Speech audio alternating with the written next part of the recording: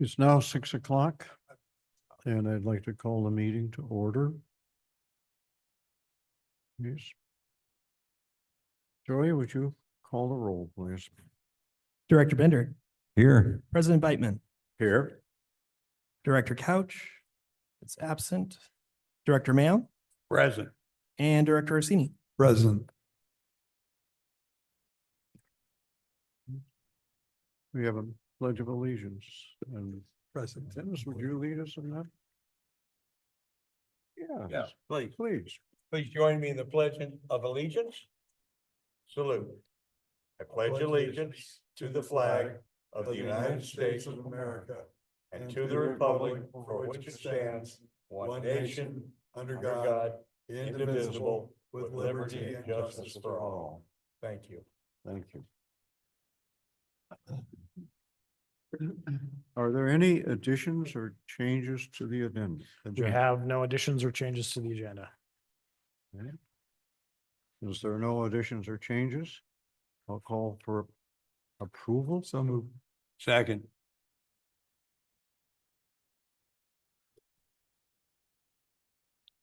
And we do we call for a vote on that? No. Tonight we have a.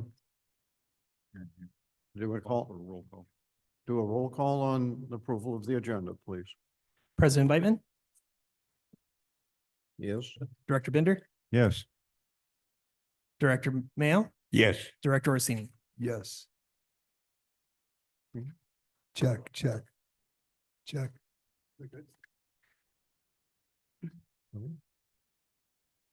Next item on our agenda is a public hearing. Public hearings are items of a quasi judicial or legislative nature. Public comments relevant to these proceedings are invited. And with this, I'd like to open the hearing and turn it over to Kirsten Messmer.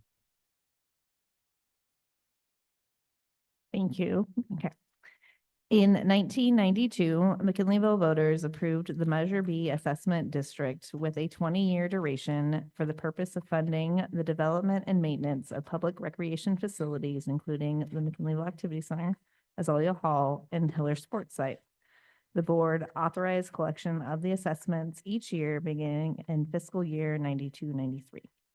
In 2011, a property owner protest ballot proceeding was conducted pursuant to the provisions of the California Constitution, Article 13D, for the levy of annual assessments for the Measure B Maintenance Assessment District, renewal for parks, open space, and recreational facilities, which was replaced and extended for another 20-year duration during the assessments previously approved by voters in 1992. The proposed assessments were approved by property owners 55.9% in favor, 45.1% opposed. And the new assessments were levied on the Humboldt County tax rolls for fiscal year 2011-2012. In November of 2023, a property owner protest ballot proceeding was conducted pursuant to the provisions of the California Constitution, Article 13D, for the levy of annual assessments for the Measure B Maintenance Assessment District, renewal for parks, open space, and recreational facilities, which replaced the assessments previously approved by voters in 1992 and 2011. The property owners voted to I, reestablish the Measure B assessment renewal until ended by voters. I, increase the maximum assessment rate. And I add in an annual cost of living adjustment to the maximum assessment rate. 63.3 voted in favor, 36.7 opposed. And the new assessments were levied on the Humboldt County tax rolls for fiscal year 24-25. In accordance with the provisions of the Landscaping and Lighting Act of 1972 of the California Street and Highway Code, the 1972 Act, in order to levy the assessments each fiscal year, an engineer's report, which is attachment 3, must be prepared and filed with the board regarding the proposed assessments, and the board must conduct a notice public hearing regarding these matters prior to approving and adopting the assessments for the upcoming fiscal year. On April 2nd, 2025, the board adopted Resolution 2025-06, which initiated the annual levy process in the preparation of the engineer's report. The Resolution 2025-07, which declared the board's intention to levy the assessments for the fiscal year 2025-2026 and set May 7th, 2025 as a date for the public hearing. In accordance with Chapter 3, Section 22626 of the 1972 Act, notice of a public hearing shall be given by causing such notice to be published one time in a newspaper of general circulation at least 10 days prior to the date of hearing pursuant to Chapter 1, Article 3, Sections 22552 and 22553 of the Act, which is Attachment 4. So staff recommends that the board, 1, discuss, after that, 2, open public testimony and consider any public input in written protests. 3, close the public hearing. 4, staff recommends the board adopt Resolution 2025-11 and 2025-12. A resolution 2025-11 approving the annual engineers report fiscal year 2025-2026. McKinleyville Community Services District Measure B Maintenance Assessment District renewal for parks, open space and recreational facilities, include the assessment diagram connected there within, or Attachment 1, and Resolution 2025-12, ordering the levy and collection of assessments within the McKinleyville Community Service District, Measure B Maintenance Assessment District renewal for parks, open space, and recreational facilities for fiscal year 2025-2026, or Attachment 2.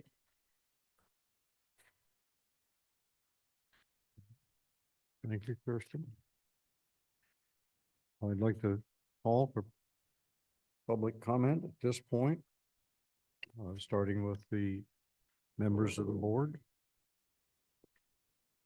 Are there any comments? Okay. If moving on from members of the board, members of the staff. No comment there.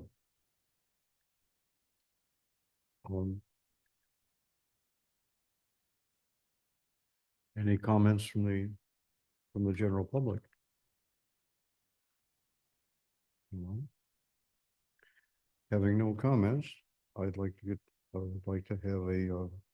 a motion to approve adoption of Resolution 2025-11 and 2025-12. Do we have? I think we need to close the public hearing. Oh, I am terribly sorry. I do need to close the public hearing. And- I'll move per staff recommendation. Okay, so the public hearing is closed and we're moving now for the staff recommendations. Okay, I have a question for the general manager. Have we received any written protests? We have not. Thank you. I just wanted that on the record.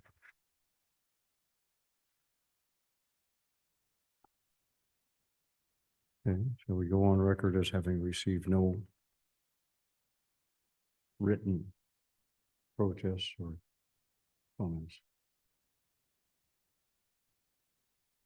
We're now prepared to close the hearing and move to the to the motion for adoption of adopting. Director Orsini has so moved. Okay, and Director Binder seconds.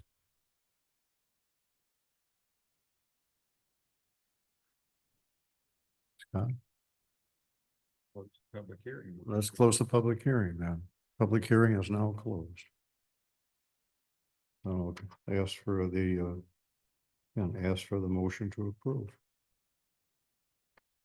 We have a motion in a second. I think we just need a roll call. Okay, Call for the roll. Okay, Tori, would you please call the roll? Director Bender, Yes. President Beitman, Yes. Director Mayo, Yes. and Director Orsini. Yes. Okay, and the motion then passes. And that concludes this item on our agenda. We'll move next to to any public comments or written communications. Any person may address the board at this time on any subject not identified on this agenda, but within the jurisdiction of the McKinleyville Community Services District. However, any matter that requires action will be referred to staff for a report of action at a subsequent committee or board meeting. As to matters on the agenda, an opportunity will be given to address the board when the matter is considered. Comments are limited to 3 minutes, and letters should be used for complex issues. Have we anyone desiring to make a public comment at this moment?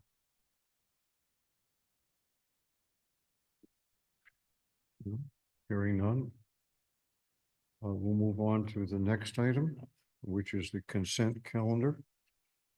Consent calendar items are expected to be routine and non-controversial, acted upon the board of directors at one time without discussion. If any board member, staff member, or interested person requests that an item be removed from the consent calendar, it shall be removed so it may be acted upon separately.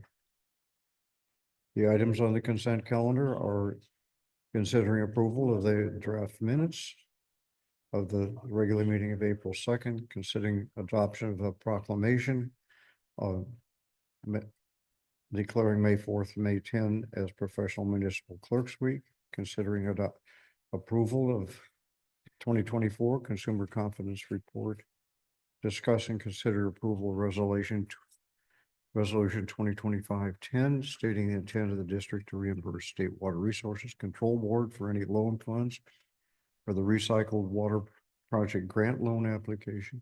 Item 5, discuss and consider approval of professional services contract with Infinite Consulting Services for the implementation of the Cal OES cybersecurity grant. Item 6, consider approval of professional services agreement with GHD Inc. for design, permitting, and construction management of the Highway 101 sewer crossings retrofit project. Item 7, consider approval of proposal of CJ Brown and Company to provide audit services for fiscal year 2024-25. Fiscal year 2025-26 and fiscal year 2026-27, with the option to extend for 2 additional years. Item 8, consider approval of March Treasurer's Report. Item 9, compliance with state double check valve law. And item 10, consider approval of the shared use agreement between McKinleyville Union School District and the McKinleyville Community Services District.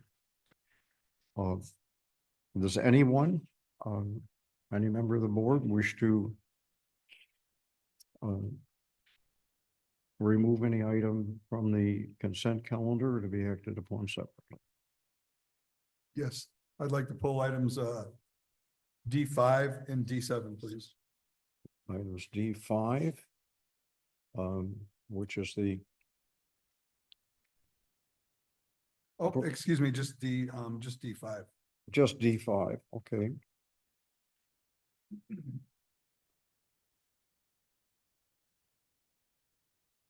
Any board member or staff member wish to withdraw any other item for a separate discussion? Okay. Hearing none, we will separately discuss item 5, which is to consider approval of professional services contract with Infinite Consulting Services for the implementation of the Cal OES cybersecurity grant. All other items remain on the consent calendar. And at this time, I'd like to call for a motion to approve the consent calendar. I move to approve. And it's, In a excuse me, second. the consent calendar, item 1 through 10, excluding the 4, 5. 5, excuse me, excluding item 5. Do we have a second to the motion? There's only, I'll second. Page. there's only 8 items on. On the, then it goes 7, 8, 9, 10. There's 10. Goes over the other page, on the other page.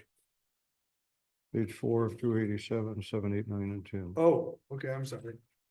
Is there anything on that, Gotcha. of those last 4 that? No. Anybody wishes to throw out? Okay. So, I'll second that. okay, wait for a second. Joey, would you call the roll, please? Director Bender, Yes. President Beitman, Yes. Director Mayo, Yes. Director Orsini. Yes. We will move item 5 to continue to new business. At the pleasure of the chair. Yes, sir. The only issue I have with this item is that I would like the recommendation to state that authorize the general add to the recommendation that to authorize the general manager to enter into the professional services agreement with ICS. That's the only real issue I have with the item. Okay, and what you're saying is to add to the language of this, that the recommendation should authorize the general manager to give me the specifics, please. Authorize the general manager to execute the contract with ICS.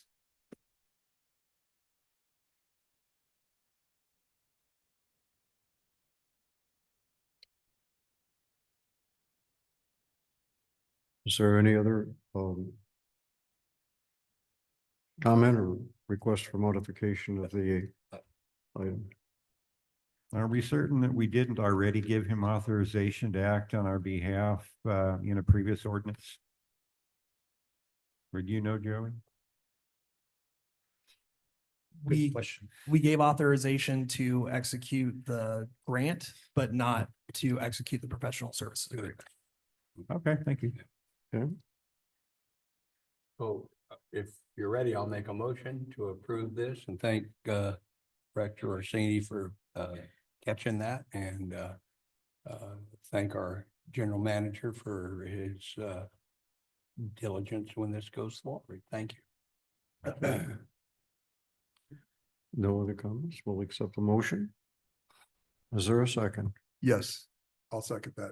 The motion has been made and seconded. Joey, would you please call the roll? Director Bender, Yes. President Beitman, Yes. Director Mayo, Yes. Director Orsini. Yes. And Joey, please note in the minutes that this item was pulled out and discussed separately and voted on after the addition of authorizing the general manager to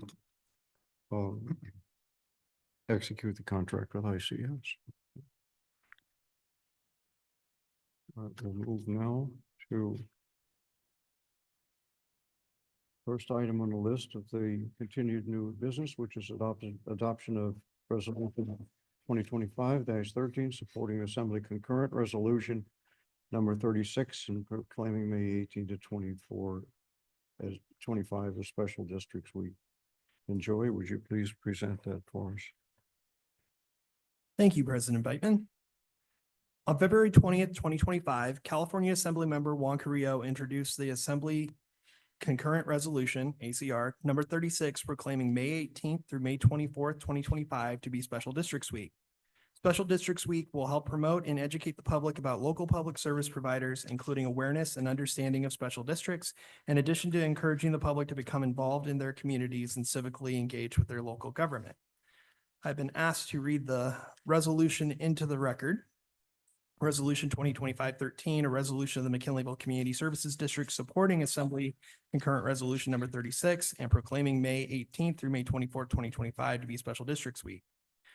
Whereas special districts are local governmental entities created by a community's residents, funded by those residents, and overseen by those residents to provide specialized services and infrastructure. And whereas today, just over 2,000 independent special districts provide millions of Californians with essential services, including services related to water, sanitation, and water recycling, fire protection, electricity, parks and recreation, healthcare, open space, ports and harbors, flood protection, mosquito abatement, cemeteries, resource conservation, airports, transit, road maintenance, veterans facilities, and more.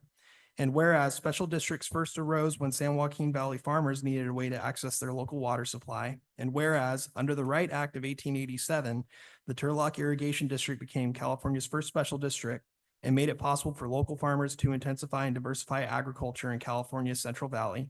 And whereas in the 20th century, special districts increased dramatically in both number and scope.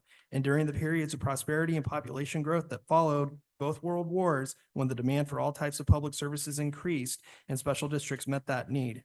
And whereas the statutory authorization for mosquito abatement districts was enacted in 1915 to combat the salt marsh mosquitoes around the San Francisco Bay and higher than average malaria cases in rural counties. And whereas fire protection districts can trace their origins to 1923 state law, and in 1931, the legislature authorized recreation districts, the forerunners of today's recreation and parks districts.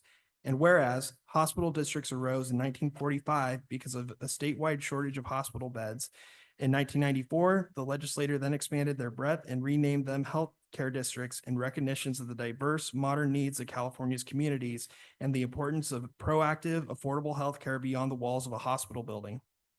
And whereas, although originally created to provide individual services, in 1961, the legislature authorized special districts to address multiple needs when it provided for multi-purpose community services districts. And whereas special districts vary in size and scope and serve diverse communities throughout California, from small rural neighborhoods such as the Pine Cove Water District in the San Jacinto Mountains of the County of Riverside to large urban regions such as the East Bay Municipal Utility District spanning much of the counties of Alameda and Contra Costa. And whereas local residents own special districts and govern them through locally elected and appointed boards, a series of sunshine laws ensure special districts remain transparent and accountable to the communities they serve, as these laws require open and public meetings, public access to records, regular audits, online posting of finances and compensation, and more. And whereas to prevent overlapping services and ensure that local agencies are operating effectively and efficiently to meet community needs, special districts are formed, reviewed, consolidated, and dissolved through a methodical local process that includes an oversight of a local agency formation commission and the consent of local voters. And whereas in 1969, several independent special districts formed a statewide association called the California Special Districts Association, commonly referred to as the CSDA, to promote good governance and improved essential local services through professional development, advocacy, and other services for all types of independent special districts.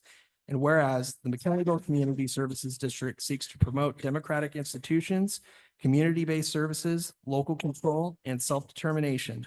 And whereas McKinleyville Community Services District seeks to promote and educate the public about their local public service providers, including awareness and understanding of special districts. Now therefore, be it resolved by the Board of Directors of the McKinleyville Community Services District that the McKinleyville Community Services District joins the California State Legislature in proclaiming the week of May 18th to May 24th, 2025, inclusive to be Special Districts Week, and encourages all residents to be involved in their community and be civically engaged with their local government. Staff recommends that the board review the information provided and adopt Resolution 2025-13, Attachment 1, supporting Assembly Concurrent Resolution number 36 and proclaiming May 18th through May 24th, 2025 as Special Districts Week. That was a mouthful. Thank you. Thank you, Joy. I'm glad that you read it all the way through because it's an impressive list. And how much special districts contribute to the quality of life in all of the communities of the state. Our action is to consider adoption of this resolution. And I'd like to call for a motion to adopt resolution 2025. How about board and public comment? Oh, I'm sorry.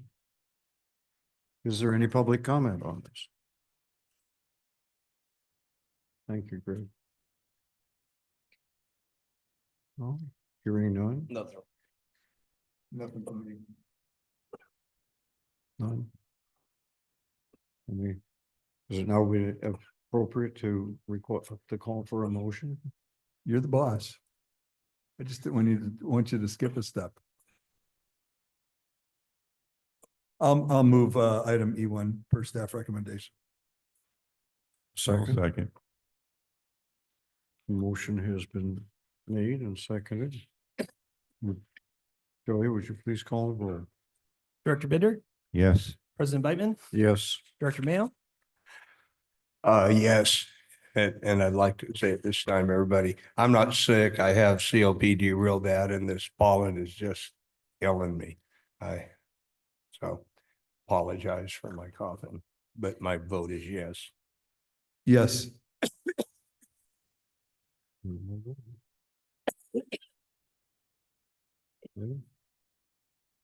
think it's time now that we can move to item E2 on the agenda, which is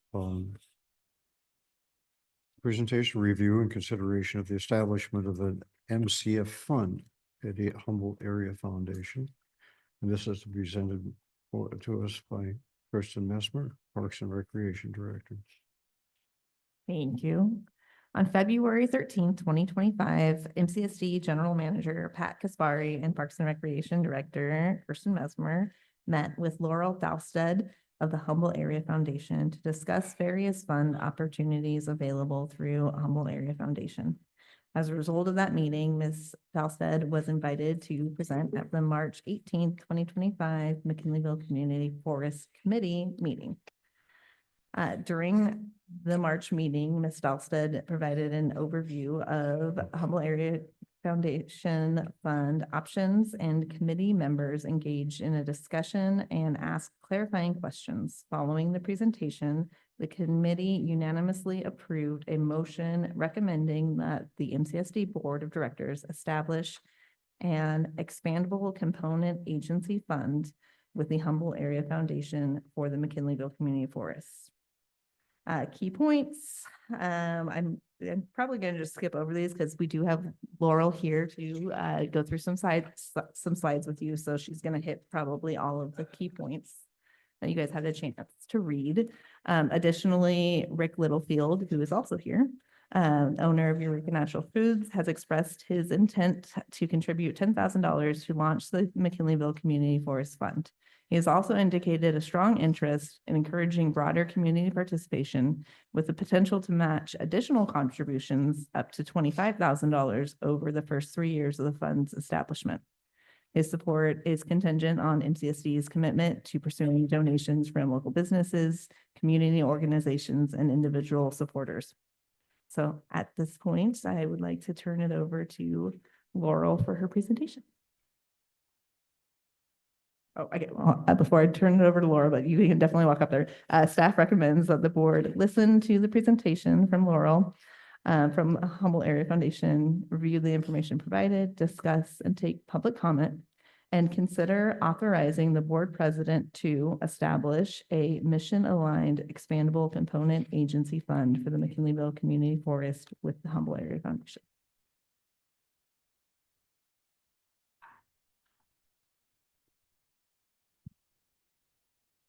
Can you hear me now? Okay. Thanks for having me back. Just very quickly, as I mentioned previously, Humboldt Area Foundation is the community foundation for our 4-county area in Northern California and Southern Oregon. We're one of several hundred community foundations all across the country, as you can see on this slide, providing various types of funds to support community needs and projects such as this. Next slide. I'll skip over this part. I think we went over that last time, but we're a 501c3 public charity, place-based, geographically based organization. And on the next slide, you can see this list of all of the various different fund types that we offer at the foundation. We went over several of these that were possibilities for this fund at that last meeting. And as Kirsten mentioned, landed on the component agency fund as a recommendation. Next slide. To review some of the reasons that we landed on that particular fund type, thinking back on some of the things that the McKinleyville Community Service District did and did not want to see happen. The group did not want to add additional accounting or administrative requirements for staff. So that would eliminate a fund type such as the organizational co-investment fund, where you would retain ownership of the assets and be required to do things like monthly accounting of investment or gains and losses and include it on your tax return and things like that. So with this component agency fund type, that's not necessary, and all of that happens within Humboldt Area Foundation. The group did not envision making grants from the fund to other entities. They only wanted to see the money from the fund coming back to the McKinleyville Community Services District to be used to complete grants and agreements that you make directly with applicants to benefit from the fund. So that eliminated another called the Field of Interest Fund, which would be where we would manage the applications and potentially grant out to all different types of organizations in the community. And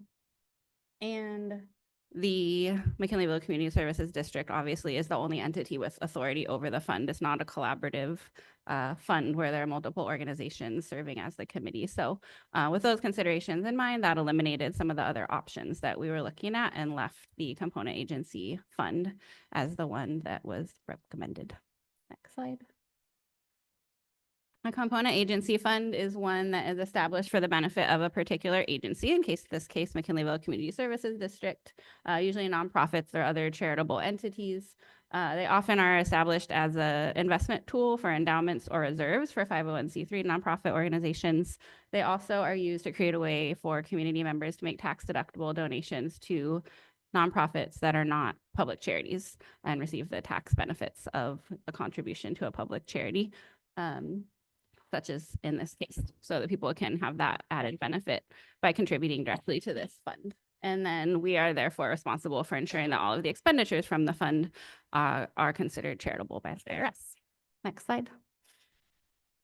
So in this fund, as I mentioned, you do not retain ownership of the assets. All of the contributions are irrevocable gifts to Humboldt Area Foundation that are allocated to this fund for the specific purpose that it is being established, and with the advisory committee controlling grants going out from the fund. It typically is invested for long-term growth, although there are options there if there are shorter-term needs where it wouldn't make sense to put that into a higher risk long-term investment.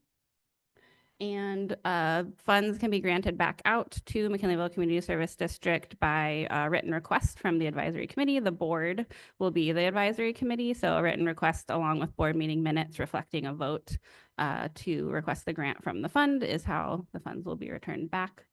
And Humboldt Area Foundation charges a fee of 1.75% to administer and manage the fund, and that includes all of the investment management, our donor services such as my department, and handling all of the online and offline donations, gift processing, and receipting to IRS standards for the fund, which includes an online listing and online portal for people to donate as well. Next slide. A couple of examples that I included to kind of connect all that theoretical stuff to reality are the Sequoia Park Zoo. When the Zoo Foundation dissolved, the City of Eureka established actually a collection of component agency funds where people can, again, contribute directly to Humboldt Area Foundation for that specific purpose. And then we distribute that back to them. In their case, if someone donates to the Red Panda Fund, we make sure when it's requested back that it's going to Red Panda related things. So that's one similar example. Another component agency fund on the next slide is the Freshwater Grange. They are a Grange, which is a 501c8 fraternal benefit organization. So again, a nonprofit, but not a public charity. And they are doing a lot of work to build the Grange into a community hub for emergency preparedness with charging and heat and water and all those sorts of things. So clearly charitable community benefit, and they had community members who wanted to be able to contribute to that in a tax deductible way. So they similarly created this fund to enable people to make donations for things like installing solar panels and the upgrades that that facility needs to be able to be a community resource during emergencies. And I think that's the last one. The next one I think is the investment options. Yeah, which I don't know if you need that level of detail right now, but that's the overview of what was discussed previously and how we came to that recommendation of the component agency fund. And I'm happy to answer any questions or turn it over to. Yep. I've got a question. Jim?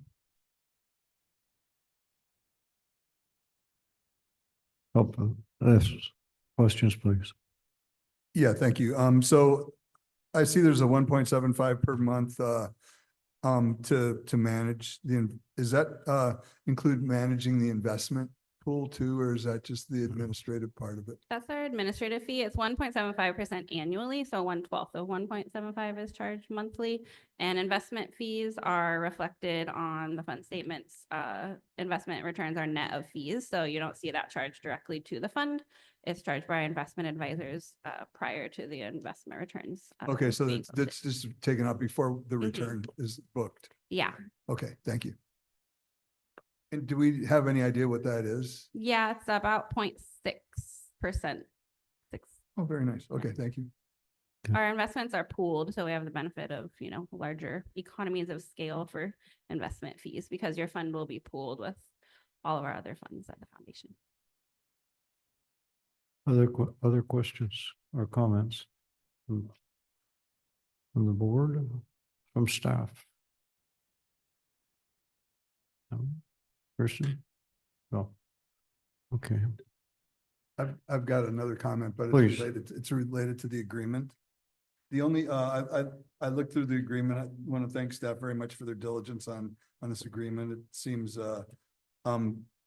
very workable. The only thing I would recommend is under the fund advisors bullet on the first page of the agreement is that, no offense, Kirsten, but that we pull Kirsten out of there and just leave it as the Parks and Recreation Director. That way, if, we don't have to go back and modify this agreement if Kirsten decides to move along If or. I get hit by a bus tomorrow. Yeah, if you get hit, but I didn't want to use that one. Become our But PM in 2099. yeah, Yeah. but anyway, so that would be my only recommendation. I would concur with that. okay. Good catch again, Greg. I'm also okay with that. You're Just okay using with my that? title. Chris? Not okay with getting hit by a bus, but okay with. That's why I Just didn't use bring some up the of bus thing. Printed their data March, I'm on the board at balance for a while. And we've been really happy. I was gonna say, I've been on the board of Friends of the Arcademus for a long time, and we have one of these accounts with you guys. Because we always have like a big account in the bank for people giving donations, and they've said, we ought to put that where we can get interest, and we did, and it's been great, so. Thank you.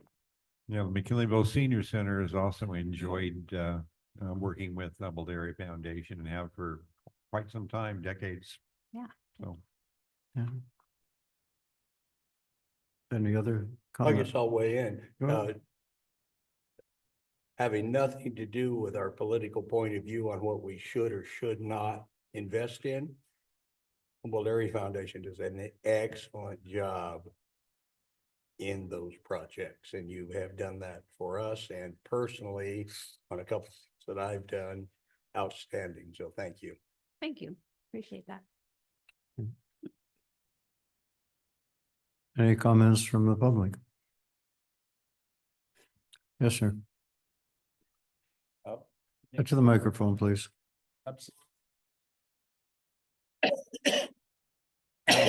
My name is Rick Littlefield, and I'm from Eureka Natural Foods.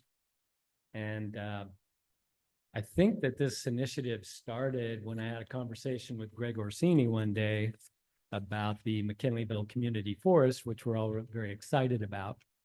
And I mentioned some work that Eureka Natural Foods had done with the Humboldt Trails and developed a fund like this. And actually, my wife and I initiated that with a $25,000 challenge grant to attract other funding for this fund that's administered by HCOG. And they have an advisory board that makes these determinations and so forth. That's been in place for about 7 years. We started with $25,000. They now have $500,000 in that endowment fund, which is a eternal, perpetual kind of a fund that generates funds every year to be used for a specific purpose. And that was our thinking with this. We'd like to do something like that for the McKinleyville Community Forest, and we would be sponsoring that with our McKinleyville Eureka Natural Food Store and encourage other businesses and individuals to join us to develop a fund like this. The only thing I'm unclear about is what the actual purposes that would be used for. I see that the projects would only fund McKinleyville Community Services District and would not be available for outside groups like the Humboldt Trail Stewards or others that would be working on trails. What I'm unclear on and what I would need clarity on before we fund anything is exactly what those purposes are. If it's to fund the general fund of the Community Services District or ancillary services that were not what we had intended initially, then we're going to have to take a look at that for ourselves. But my hope is that it's to support the McKinleyville Community Forest, and in particular to support volunteer activities is what we hope. And we can talk about that with your staff. We're excited to be a partner with you. And again, if this is passed by your board, then we can look at the mechanics of how to attract others. I think I had a conversation with Pat Kaspari early along on this as well. And I can say that your staff and your board, at least so far, have been very supportive of the idea. And you're actually very forward thinking with the capabilities that you have under your community services district. So anyway, that's my suggestion and contribution. If you had any questions. If, Director Mayo, go ahead. if okay. Rick, thank you so much. And we really not only appreciate your participation in the community, but with us. And I apologize. I got robbed some months ago in Sacramento, so I lost your number. I had to call Pat today to get your number. And apologize for not getting, I was going to call you and talk to you ahead of time. But and also my handout for the rodeo club, a little always, yeah, Okay.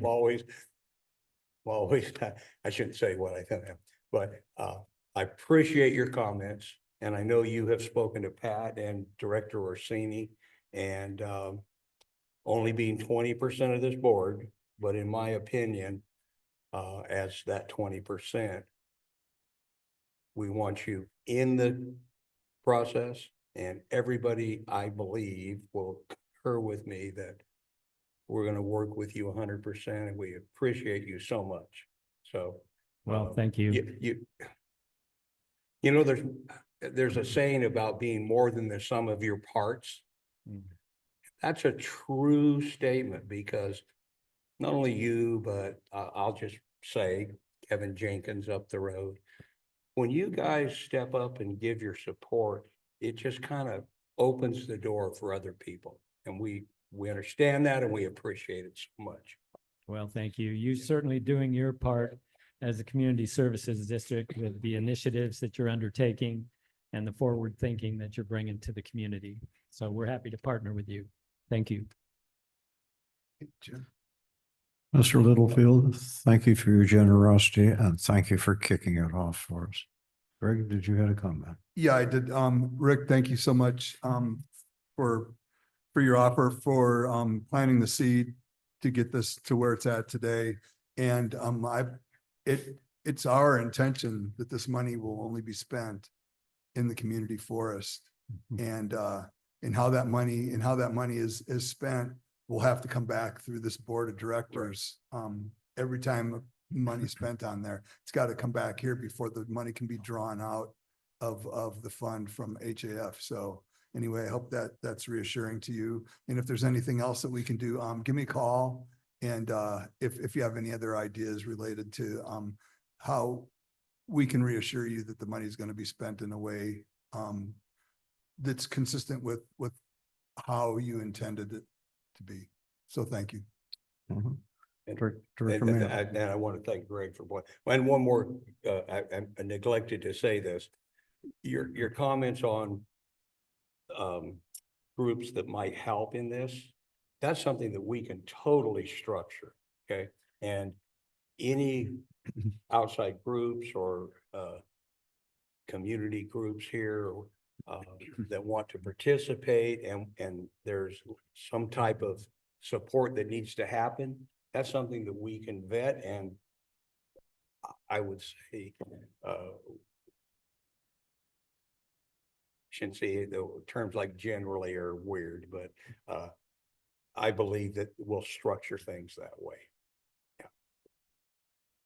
Can I add to that as well? I wanted to address Rick's question. We all have the benefit of having a copy of the draft fund agreement, which Rick doesn't have. But I just wanted to note that in that, under the purpose of the fund, it does say that it will support the development and ongoing maintenance of the McKinleyville Community Forest. So that's one place where when we receive a request from the board, Humboldt Area Foundation will review. And if it says it's to replenish the general fund, we would not release the funds, because that's part of our role in this fund, is to make sure that any requests coming in say that this is for, funding to do XYZ in the McKinleyville Community Forest. So it is structured in that way. Chair, can I also just ask Laurel a clarifying question as well? So why the board will be the administrators is because our committee for the forest is only an advisory committee to these five, so they ultimately get the vote. So anything that we want to is also going to go to them first, and they're going to make a recommendation on what to spend that money on, and then the vote will be here. So it will go to the Community Forest Committee first, and possibly subcommittees depending on prior to going to the full committee. But clarifying question too, part of choosing this fund was if we did want to use some of that money to, and our next, I may be jumping ahead a little, but we do have an MOU with Humboldt Trails Council as our next agenda item. If there were, if I'm remembering correctly, why we ended up kind of with this one was then we could make that decision if we were going to pull funds from there to distribute out. We could do it where we would pull the funds and then pay those nonprofits or community organizations to do the work. Yeah, Okay. that was my recollection, is that was the preference over having the fund actually pay the nonprofits directly, so that you can make your agreements with them.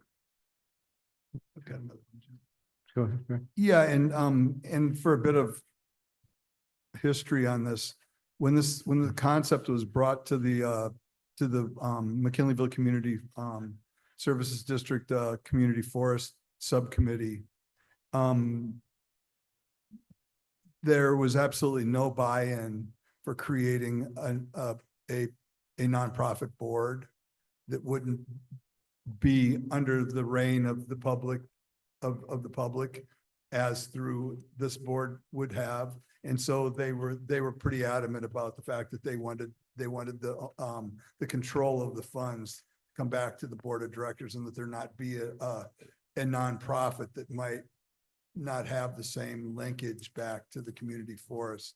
So that's I think part of the road that we traveled to get to this sort of structure for this fund was that the community forest subcommittee did not want a board, a nonprofit board having more say so than, yeah. Other comments? I'd just like to underscore Director Sini's comment. Like, we had a lot of discussion about this. And the good folks at the Humboldt Area Foundation offered us a solution to keep the control of the expenditure of funds at the level of the board of McKinleyville Community Services District, rather than having an outside entity have the authority on that. And that was very important. I want to thank our friends at Humboldt Area Foundation for providing us with that answer. Thank you. We're Yes. excited to be part of it. Yes, thank you to the Humboldt Area Foundations and to Rick and Betty. They've done a lot for our local trails and nature over the years, and I think that's awesome. Thank you, sir.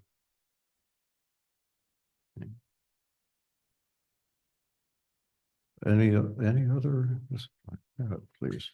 One last comment, going to, matching funds that Rick brought up. We are gonna go back to the full committee, on our May 20th committee meeting and start using that brain power of the full committee to start coming up with, okay, who should we be asking for additional matching funds and how can we go about doing that? So we are gonna hit the ground running, trying to get some matching funds as well. Good. Any other thoughts? Mr. Littlefield, do you have any last thoughts for us? We're grateful for them.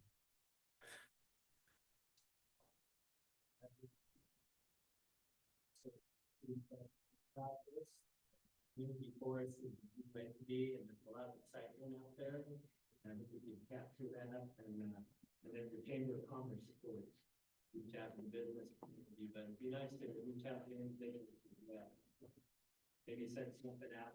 Right behind you there. She's listening to every word you say. Send something out. I don't know if you can put a certification or at least an informational thing that we're accepting donations, you're accepting donations for this fund. The timing is really good because right now this is really exciting. It's not gonna always be as exciting. Thank you.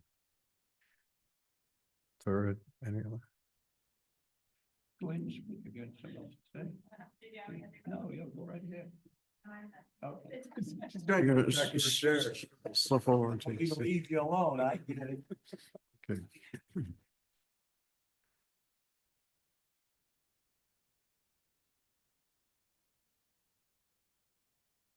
Okay, at this point, our action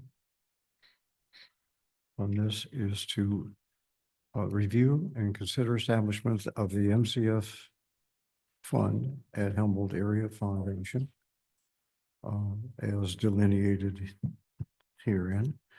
And I'd like to have a motion to do that, to establish the fund, please. I'll make a motion that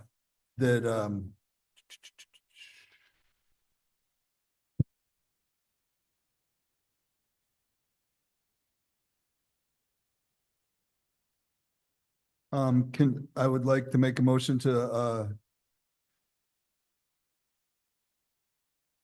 consider authorizing the board president to establish a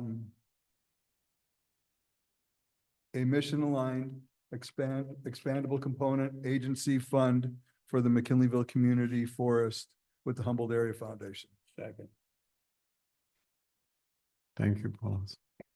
Joey, would you give us a roll call, please? Director Bender, Yes. President Beitman, Yes. Director Couch, Yes. Director Mayo, Director Orsini. Yes. Okay. Again, thank you both, and thank you for giving us a big portion of your evening this evening. Yeah. Thank you. Thanks, Rick. Okay, would there have to be any additional language for the change in the contract? Or Oops. changing it to the Parks and Rec Director from Kristen? No, we'll change that and bring it to President Beitman to execute. Okay. Do we need a separate vote on that? No, okay. Can we move on to the next item on the agenda? Item E3, which is to consider a potential partnership with the Humboldt Trails Council. And I'd like to call on James Henry to our Operations Director to present that. Thank you. In January 2025, the Humboldt Trails Council met with representatives from the Kennedyville Community Service District and the Mountain Bike Travel Trail Alliance. Council aims to establish a partnership with MCSD to support development and maintenance of trails in McKinleyville Community Forest. To formalize this partnership, a memorandum of understanding must be created and signed by both the Humboldt Trails Council and the district. During the TICS, the Trails Infrastructure Cleanup Security Subcommittee, March 25th meeting and the April 15th MCFC meeting, the committees voted in favor to recommend the draft MOU, which is attachment 1, go to the MCSD board for review and consideration of approval. Staff recommends the board review the information provided, discuss, take public comment, and authorize the general manager to execute a memorandum of understanding with Humboldt Trails Council. Thank you, James. Do we have, first off, I'll start with the board. Do we have any comments, questions, or suggestions by any of the members of the board? No? How about the staff? Any comments from the members and the staff? Okay. How about from the public? And do we have anybody here from the Humboldt Trails Council? We have not.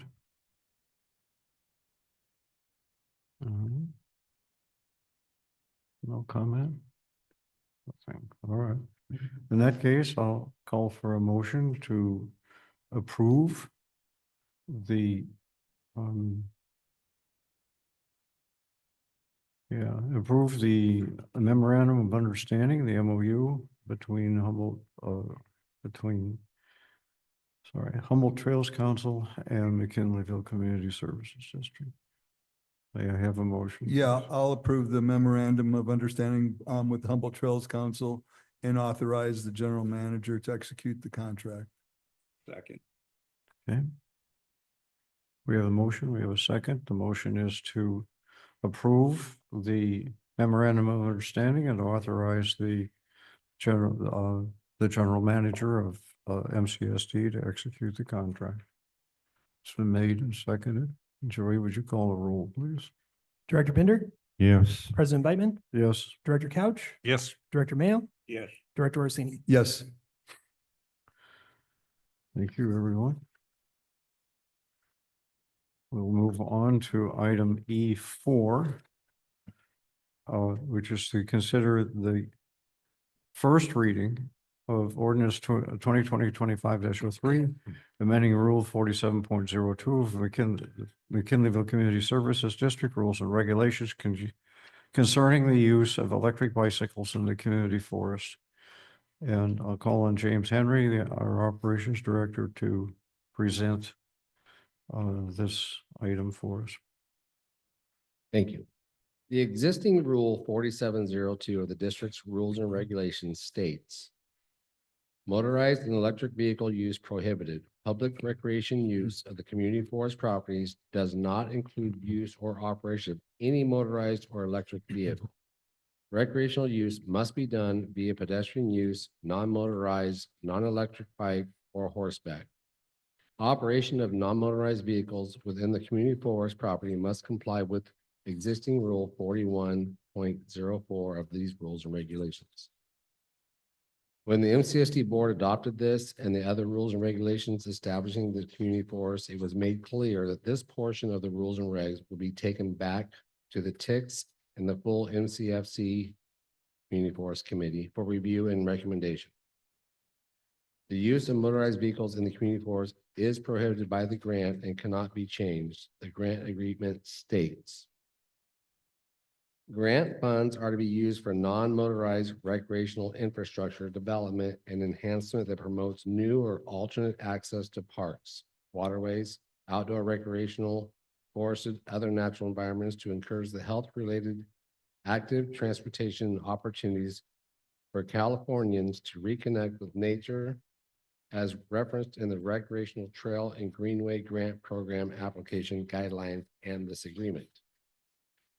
The Greenway Grant Guidelines state grantee is responsible for ensuring the project complies with all applicable local, state, and federal laws and regulations, including but not limited to allowable uses of proposed trails, including e-bike uses, CEQA, NEPA, legal requirements for construction, building codes, health and safety code, state contractors, and other licenses and disabled access laws.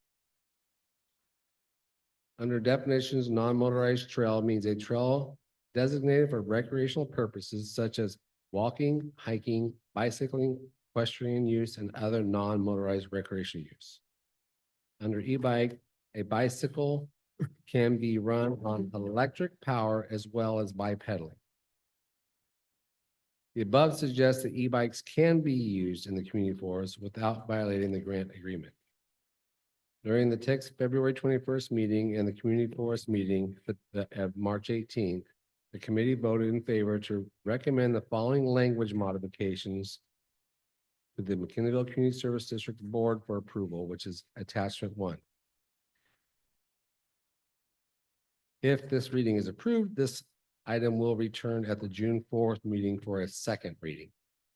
Staff recommends the board review the information provided, discuss, take public comment, and approve the first reading of ordinance 2025-03, amending Rule 47.0.02. Let me restate that. Rule 47.02 of the McKinneyville Community Service Rules and Regulations concerning use of electric bicycles in the community forest by title only. Okay, thank you. Are there comments or questions from members of the board?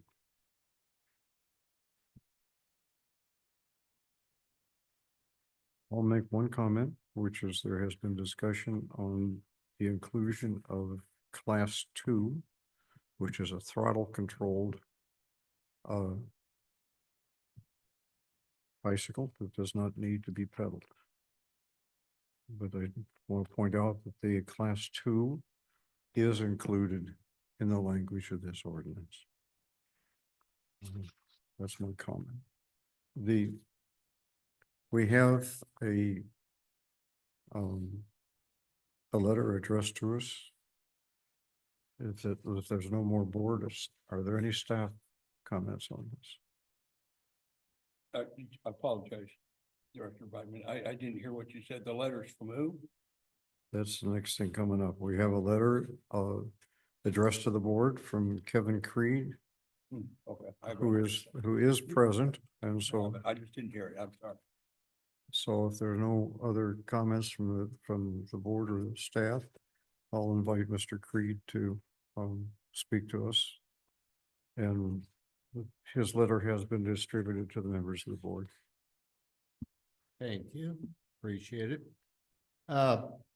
So 5 quick points that I think are really pertinent to why passage, adoption of modified 4702 as written. Kevin, could you speak into the mic? I apologize, you guys. I can't hear a darn thing. Yeah, there we go. Sorry. 5 quick points why I think adoption of this rule change as written would be really valuable to the force and its operation and so forth. One is inclusion. So just by adopting it, you would allow a whole group of individuals who prefer or must use their electric bikes to enjoy the forest. You bring them in. So that expands the number of forest users. We can develop and observe and report volunteer organization to observe and report conditions in the forest or concern. And with electric bikes, they can cover more territory in the same amount of time.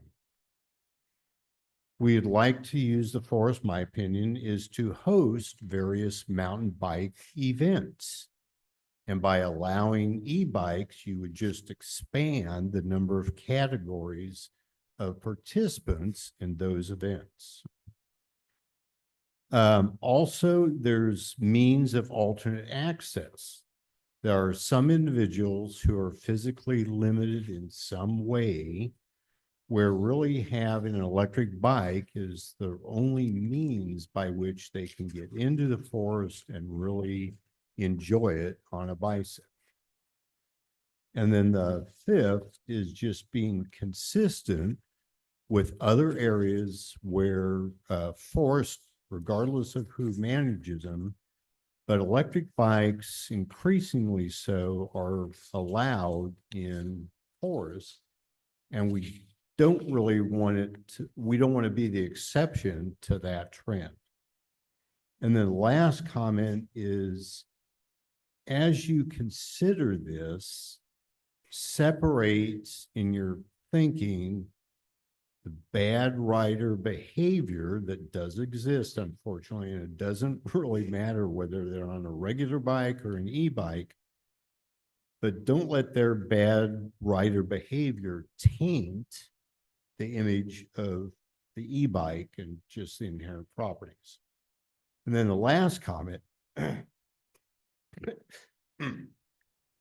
I won't be able to be at the June meeting. We're going to be on vacation. So I'd like to be here for it, but yeah, we're going to be out of the area. So thank you. Questions? Okay. I don't necessarily have a question for you, but perhaps for Park and Rec Director Kristen Mesmer. Have you guys had a chance to vet this between each other yet at your rec meeting or? So, this has been a conversation at multiple committee meetings. And this is so this has been talked about a lot and a lot of public comment has been received. All the committees have talked about it. So this is the recommendation from the full committee. Okay, very good. Yep. So if you know, Thank you. if you want to take their recommendation, this is their recommendation. Thank you very much. Yeah, thank you very much. Yeah, my opinion when this all first started out is I witnessing the behavior of people on the streets on e-bikes and the people on the trails on e-bikes. And it only takes a couple of inconsiderate people to sour you towards the whole concept of an e-bike. And I was very much opposed to the idea of e-bikes in the community forest, except once I've put it in the context of it might be the only way that some people are able to get out and access the forest. It sort of changed my opinion. And number two, and I'm not going to go into it very deep, but there's other things in this world that are inanimate objects that are basically blamed for the behaviors of people. And I don't want to be one of those people that basically blames inanimate objects for the behaviors of human beings. And that sort of turned me around to this. I'm not on the fence anymore about this, but I want us to move forward with this with great caution and be nimble to and receptive to the concerns of the people that utilize the community forest that won't be using e-bikes, so that they're not trod upon for one small group of users of the community forest. And other than that, I'll support the motion. Thank you, Greg. I'll second that. Okay, I fully support the work of the TICS committee and the MCFC, and I'll follow their recommendations and thank them very much for doing the legwork on this. Thank you. David, do you have? Well, we had quite a bit of discussion about, the size of e-bikes and stuff. So I think that made me feel good about this. So. We're not permitting electric motorcycles, just e-bikes. Quite a difference. We're not permitting what again, please? Electric motorcycles. And the difference is? What? And the difference is? The size of the motor. Size of the battery. They can go 50 or 60. President Biden, could I comment to Director Couch's Mhm, statement? mhm. So, been several years ago. For many years in the summer, as a recreational trail advocate with the Blue Ribbon Coalition, we would go out to Tammy Wynette's ranch on the East Coast. And all the motorcycle people were there with all of their tech, and we would have this big weekend. What we were working on at that time was the decibel levels muffling, so we could keep recreational access with OHVs, motorcycles, et cetera. And the first time, a couple of the big manufacturers showed up with these electric motorcycles. They were like racing bikes. And I saw two of the top motorcycle, what's the deal where they go out in the woods and they jump and what's that? Motocross. Motocross, thank you, that discipline. Two of the top motocross racers in the nation get hurt really bad because those motorcycles were instant. Boom, they were 50 to 60 miles an hour. I mean, just instant. Boom. Well, all of that is even more so today, but also they developed governors and, so that these racers could use that. And what Director Couch is talking about is a concern. We want to keep this in a certain parameter because believe me, if we open this up to all wide ranges, we can have motorcycles up there ripping around at 50, 60 miles an hour, I guarantee you. So anyway, just something to be concerned about, and I appreciate Director Couch bringing that up. Yeah, the existing ordinance as written limits it to class 1, class 2, 750 kilowatt, less than 20 miles per hour. Mhm. You want to comment? Mr. Creed?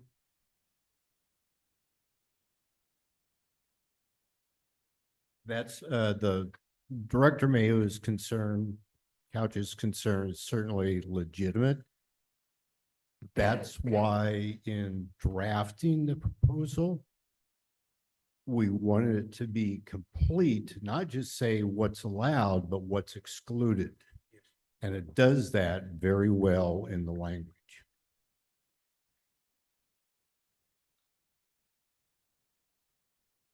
Other comments? Staff members? No? Okay. And then I'll call for a motion to approve the amendment to, We already have a motion in a second. we have a already have a motion in a motion in a second. second. Okay, at that point, let's call the roll for a vote, Troy. Director Bender, Yes. President Beitman, Yes. Director Couch, Yes. Director Mayo, Yes. Director Orsini. Yes. Carries.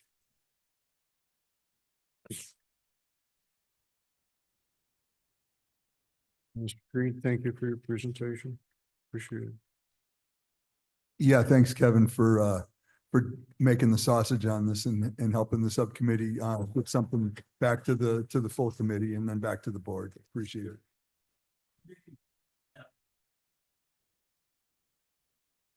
Okay, any other thoughts? Next item on our agenda is item E5. And that's a review of the operations draft budget for water, wastewater, and streetlight funds for fiscal year 2025-26. And we'll call on Samantha Howard, our finance director, to present this. It's an information only item. It is not called for action or vote. Thank you. Samantha, please.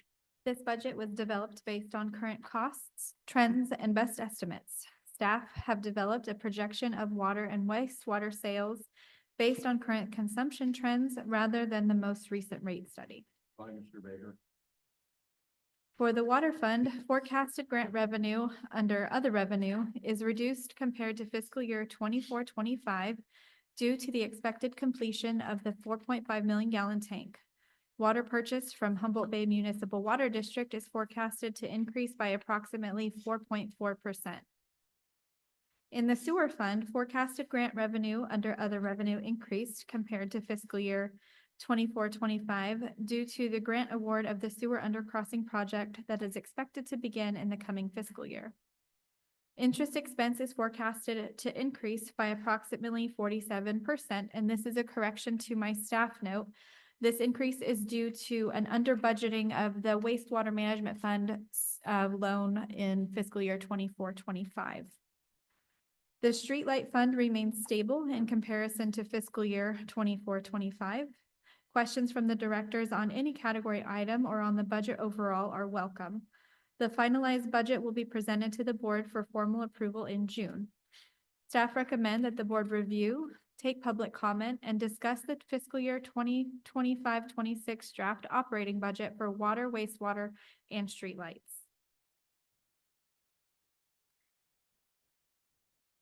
Thank you, Samantha. Are there questions or comments from board members? Yeah, I have a Aaron, comment. please. Yeah, I would just, my usual, thank you very much to staff.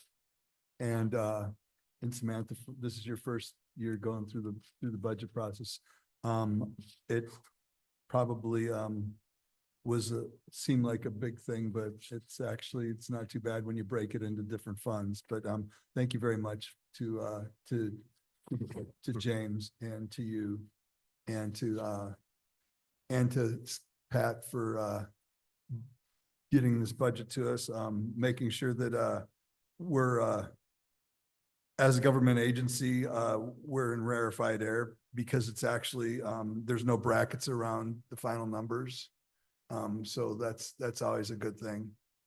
And I just want to thank staff for doing such a great job on getting a balanced budget to us and some, safe reserves also built in.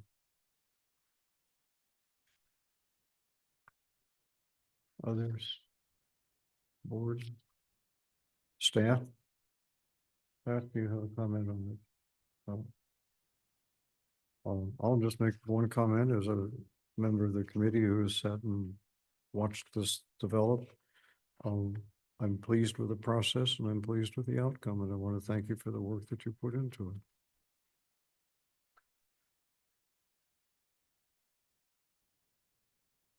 Any comments from the audience with regard to our budgeting process? This is an operations draft budget for water, wastewater, and streetlight funds. And we will be, Samantha, am I correct? At a future meeting, we will be called upon to approve a final budget. That is correct. The full budget will be here for the June board meeting. Okay. So this is draft, and June 14, we can start to see the real thing, right? Correct. Will be the Okay. full final master budget in June.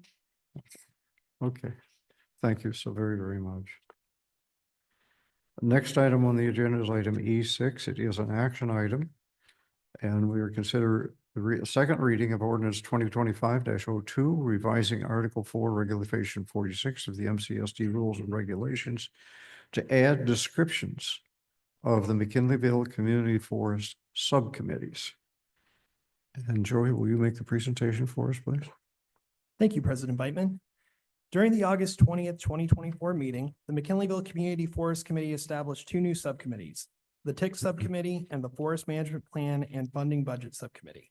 To formalize their roles, it is essential to incorporate their descriptions into the McKinleyville Community Services District Rules and Regulations.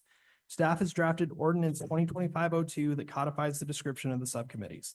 The McKinleyville the McKinleyville Community Forest Committee has reviewed the proposed language and recommended adoption by the District Board of Directors.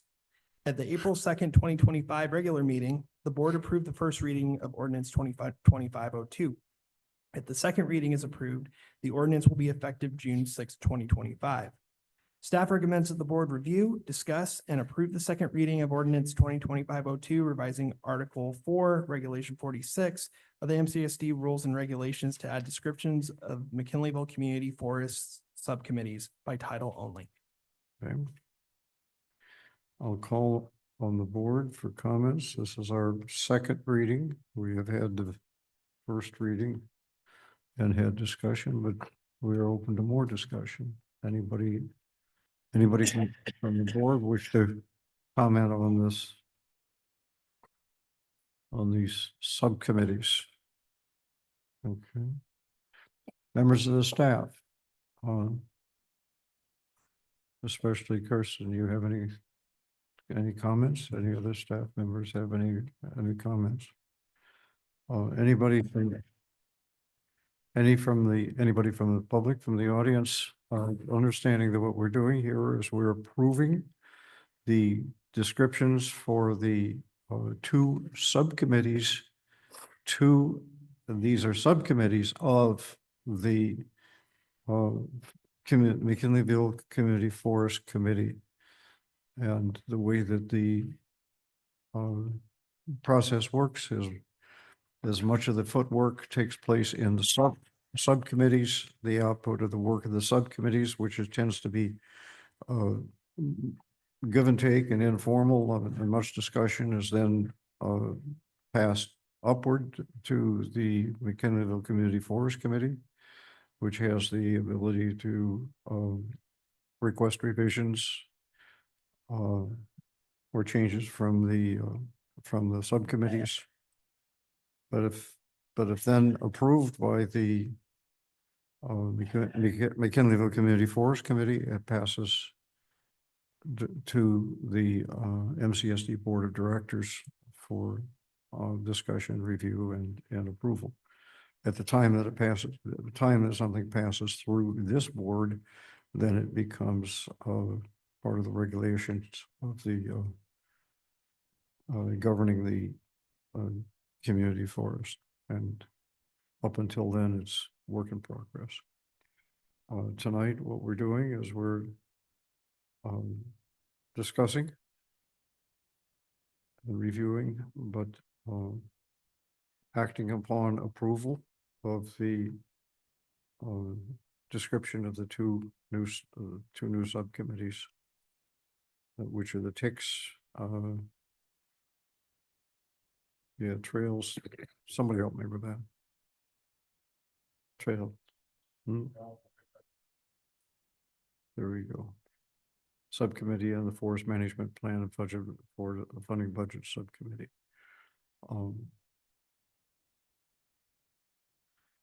May I have a motion to approve the descriptions of the two subcommittees? Yeah, I'll make a motion to approve the second reading of ordinance 2025-02 by title only. Thank you. And a second? I'll second that. Thank you. I want to commend you on your acronym. And perseverance. Okay. Joey, would you call the roll, please? Director Bender, Yes. President Beitman, Yes. Director Couch, Yes. Director Mayo has stepped out, Director Orsini. Yes. Okay, we move now to item number E7.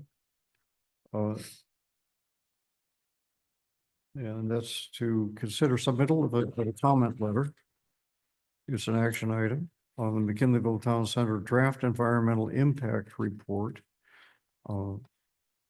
We have an input, a written letter input on that from Mr. Colin Fisk. Is Mr. Fisk here tonight? No, He's not.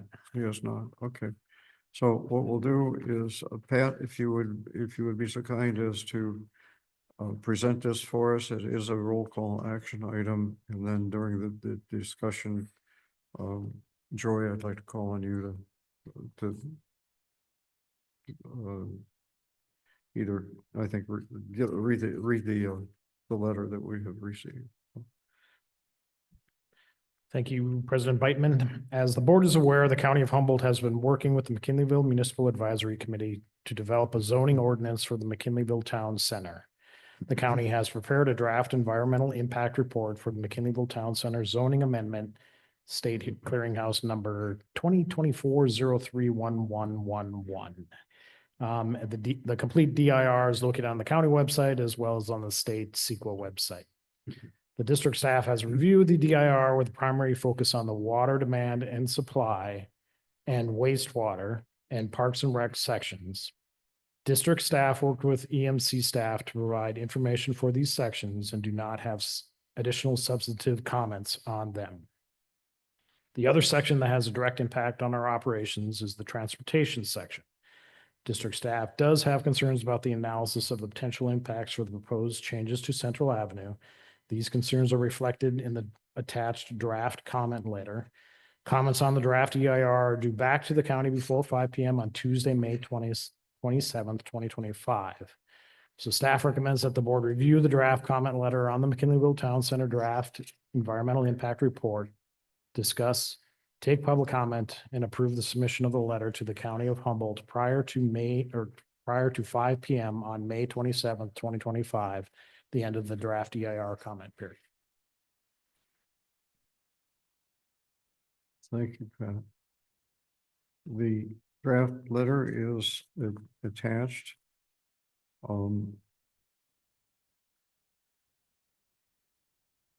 We're included among the materials under item E7. Is there any comment or question from members of the board regarding the letter and its purpose? Yeah, we do. Yeah, I would just like to thank staff for the work. You can tell this was not the first EIR that Pat's ever reviewed. His ability to be able to distill these concepts and then come back with a very pertinent and that's what I'm looking for, and adequate response. I just want to thank the general manager for taking the time to go through this and come up with some things that definitely slipped by me. So thank you very much, and I'm fully in support of the general manager's letter back to the planning department. Thank you, Craig. Dr. Mayo? I couldn't agree more. It's very esoteric question. You have any idea how many EIRs you've done, Pat? I don't. Okay. I know it's been many, and as in our interview processes prior to your joining the group here, that was a big part of our decision, is that the ability to not only know this, but go through it, but to actually, I appreciate that. I just wanted to make one quick comment on one of the letters that we had. I support everybody's right to their positions, who may or may not be the funding behind that or the impetus behind these different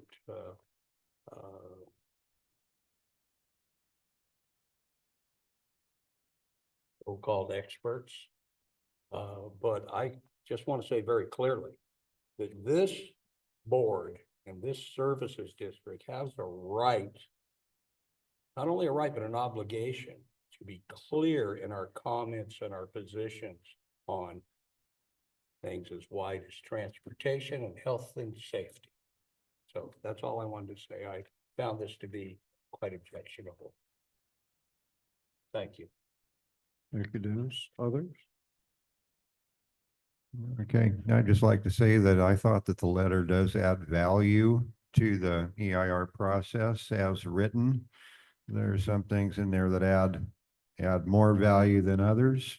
But like I was telling Pat earlier, the county can read it and eat the meat and spit out the bones as they see fit and as the law requires. Can I make a clarifying comment? Of course. I want to be very clear. I was not talking about our Pat and our response.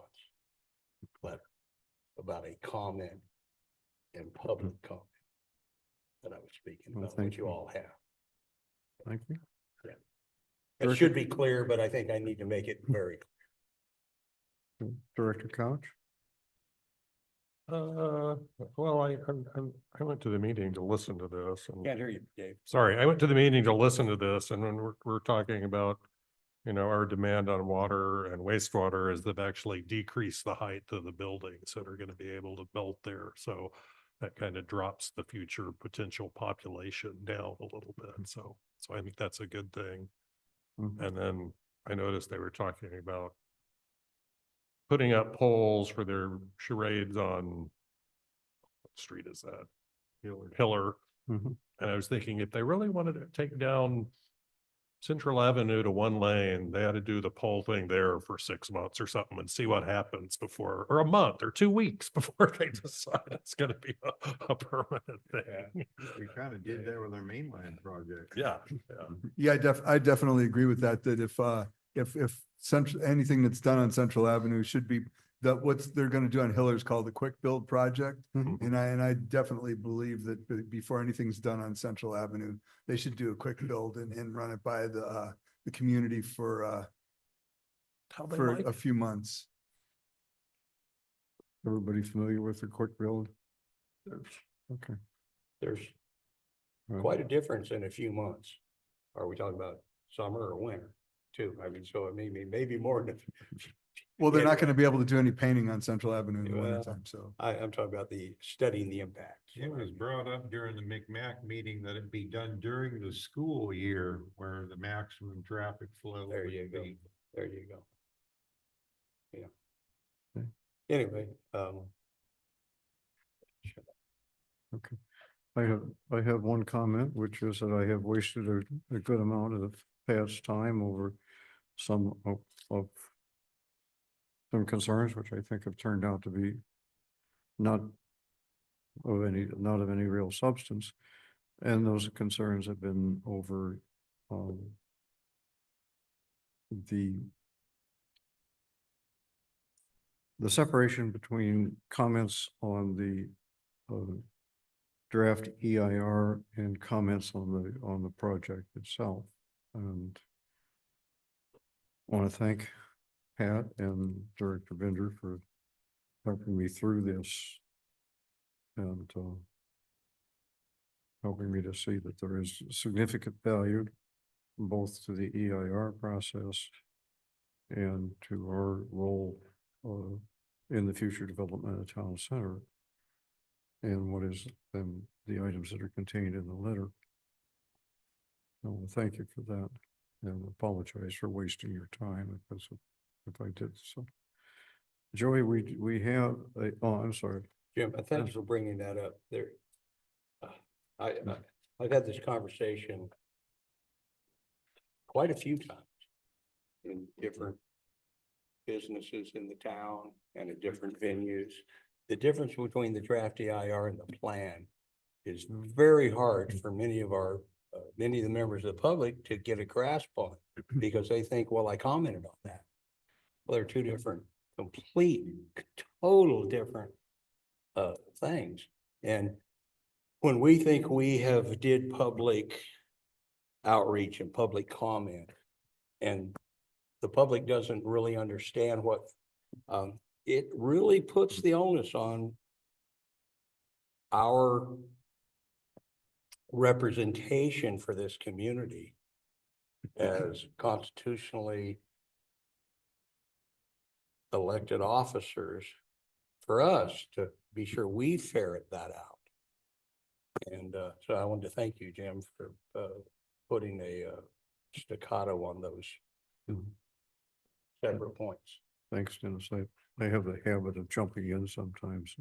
Not that, I can't hear you, buddy. I'm I sorry. said I have the habit of jumping in sometimes, not that, Well, we all do. not that some of my friends don't also do that on occasion. Joey, we have a letter. Actually, President Biteman, before we go to the letter, do you Yes, sir. mind if I weigh in too? And I want to make it Yeah, clear. I'm sorry, I didn't call for your input, Pat. That's quite all right. Want to make it clear that our letter does not address the adequacy of the EIR. They did the assessment on the travel based on vehicle miles traveled, which is how they assess whether there's an impact to the change to Central Avenue. And that has been analyzed and found to have no impacts. And we agree with that. And that is how CEQA now looks at transportation impacts. Our comments really are focused on the project, like Director Mayo was talking about, and to make it clear. So this is going to go to the Planning Commission. This is going to go to the Board of Supervisors. We want to make it clear that, hey, we have infrastructure under Central Avenue and we're concerned about our ability to maintain that infrastructure with the proposed alignment on Central Avenue as proposed in the EIR. So I don't know how our comments are going to be reflected in the final EIR, but I can guess that the county is just going to say comment noted. Because again, we aren't really addressing the EIR itself. We're addressing the project, like Director Mayo just said. So I just wanted to make that clear. And it is not our intent, and I think, I won't speak for the board either, but I think the board is very supportive of the town center project, and we're not trying to hold it up, and I don't think this letter will do that at all. Thanks. And Pat, I think you would also add that as a board, we're also supportive of the Pillar Road proposal. We're not opposed to that at all. Correct me, board members, if that's different than what I said. All right, are we ready at this point for public input? Yes, so we received a public comment letter from Colin Fisk of the Coalition for Responsible Transportation Priorities. He wrote, Directors, your Wednesday agenda includes a draft comment letter from MCSD on the McKinleyville Town Center zoning amendments draft environmental impact report, DIR. The bulk of the letter focuses on transportation issues, especially vehicular congestion and the W-Trans traffic study. MCSD has a legitimate interest in how changes to streetscapes may affect access to its infrastructure, including water and wastewater lines, and comments on this topic are appropriate. However, MCSD does not have jurisdiction or expertise in transportation safety, congestion, or environmental impacts from transportation. We urge you to remove comments on these topics from your letter. Indeed, much of the draft comment letter appears aimed at overturning the decision of the McKinleyville Municipal Advisory Committee to recommend a lane reduction on Central Avenue. This topic is outside the MCSD's jurisdiction and expertise, except insofar as it pertains to access to MCSD's infrastructure, and attempts to overturn the McMax decision disregard the years of detailed discussion and open public process which led up to it. Furthermore, the proposed comments are largely irrelevant to the CEQA process since congestion is not considered an environmental impact.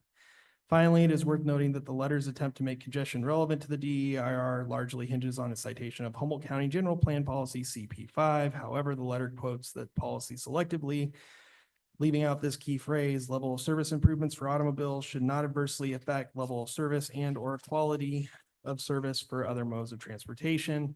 The entire purpose of the Central Avenue lane reduction is to improve quality, convenience, and safety for other modes of transportation purposes, which would be fundamentally undermined by the changes advocated in the letter. Again, we strongly urge you to limit the comment letter to issues in which MCSD has actual jurisdiction or expertise and which are pertinent to the CEQA process, and exclude extraneous comments about transportation congestion and planning, including the Central Avenue lane reduction. If individual directors feel strongly about these topics, they may submit their own CEQA comments as individuals, but devoting MCSD staff and board time to such issues is not an appropriate use of resources. Thank you, Colin Fisk. I'll say thank you, Mr. Fisk, for your letter. Are there comments from other members of the public at this point? Okay, So my previous comments were related to this letter. I think she had a comment. Do you have a comment or? Yeah, Lonnie has a comment. Well, that's fine. The board usually talks first. Please. Dave, but whatever. introduce yourself. Oh, First of all, I want to clarify, is it all right Oh, that I I comment? apologize. Because there are 4 McMac members here. Yes, If we include Mary Burke, Yeah, I think you can comment as an individual anytime you want. Yeah. all right. I just, wanted to comment, and it's going to reflect my experience on the McMac, but it's my comment, that, there is a lot of wisdom in some of the things you bring up in this letter regarding traffic. But to quote John Ford, a lot of it isn't about the DEIR. It's about the Q zone ordinance. And when we were interacting with him at our last MCMAC meeting, he reiterated that a lot of the comments that were being brought up about, say, housing density or this lane reduction on Central was not pertinent to the DEIR. And the DEIR states that the only thing that they were looking at are environmental impacts of the draft ordinance. And the only thing they considered an environmental impact was the noise impact on railroad, as it turns out. And so I don't want to discredit your input on the town center ordinance, but we were instructed by John Ford to bring those types of comments at our July meeting, when he would be bringing back the draft Q zone ordinance back to the MCMAC. And so that would be my first suggestion, that you mostly eliminate your things related to the ordinance itself and not to what's in the EIR, or even not what's in the attached traffic report, because that's not part of the EIR either. And then bring these comments to the MCMAC meeting when John Ford comes back in July, or that you give 2 letters. This one is topic McKinleyville Town Center DEIR comments, and then maybe send a separate letter with your concerns related to MCSD infrastructure and a possible proposed lane reduction on Central Avenue. And that's my comment. Thank you.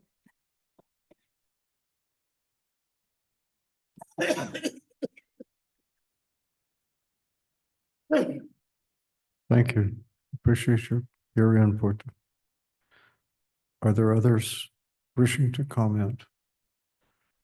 Mary Burke has her hand raised. Okay. Larry? Hello, MCSD President and Board and staff. This is Mary Burke. I'm current chair of McKinleyville Municipal Advisory Committee. I'm just commenting to say I've appreciated hearing the perspective on, putting this letter forth. I'm listening to Director Bender say, let the county chew it up and pick out the meat from the bones. So I'm getting the sense that this letter will move forward and will be up to the, whichever body it comes before to reflect the comments from MCSD. So I've just appreciated understanding your process, and as always, look forward to the input and the participation in the MCMAC and county process from you all. Thank you. Thank you, Mary. Other comments?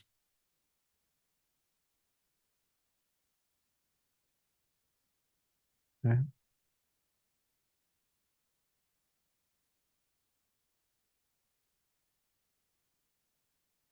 Pat, would you give us a quick? Would you care to give us a quick response to the idea of separating the EIR from the project structure? I propose we call, see if there's a motion to support the staff recommendation as it is. Okay, I make a Call the motion to question. support the staff recommendation with a comment. I'll second that.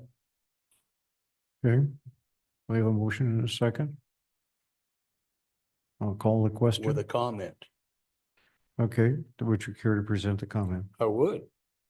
I appreciate everybody's point of view, and in this, just because someone or group or people have the comments about you shall or you should, or this is the way, it's very, very important that as an entity, and we can do it as individuals as well, you don't leave anything out on an EIR.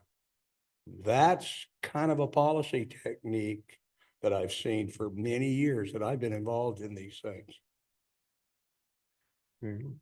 Well, I'm not done, Jim. Oh, I'm sorry now. I'm not done. If you watch projects throughout the state of California that go on for 10, 8, 12, 15 years, continually at the 11th and a half hour, there's an appeal of something substantive that now we have standing to say this. That's because it was brought up. If you don't bring stuff up, if something comes down the line and there's questions and you go, well, no, you said this, but we want to review this, or we want well, you didn't bring it up. So no, absolutely not. Now, I'm not saying everything I say is right or everything this board has said is right, but I will not be a part of the process that eliminates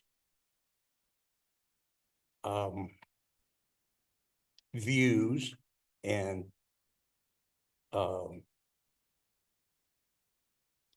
I would say more statistics on reality than some people want to put in. John Ford, I love John Ford, and they try to hone things down into these little narrow pathways, and so you can't do anything but this pathway. But you know what? There's more involved in Central Avenue and our transportation and the parameters of mileage. That's a funding mechanism. That's a political mechanism, which may or may not come to fruition. I don't know. I'm just saying.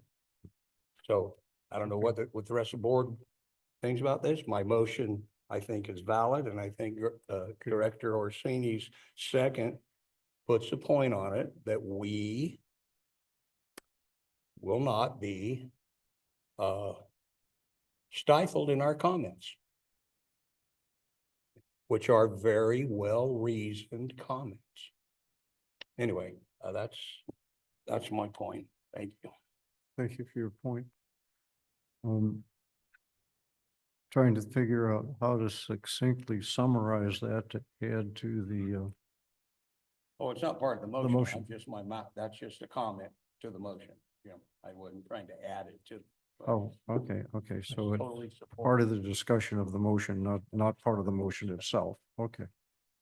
As long as I understand that. So now we have a motion to accept basically we're approving the letter as it's written to be sent as our comment on the as was requested on the DEIR. And as staff has composed it without modification. And do I understand that correctly? Did I understand your motion? Okay. So at this point, I'm going to call the question, and Joy, would you please call the roll? Director Bender, Yes. President Beitman, Yes. Director Couch, Yes.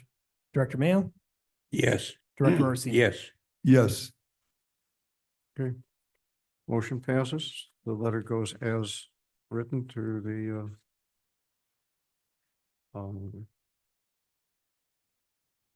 to John Ford, I guess it goes. End of discussion, at least for now.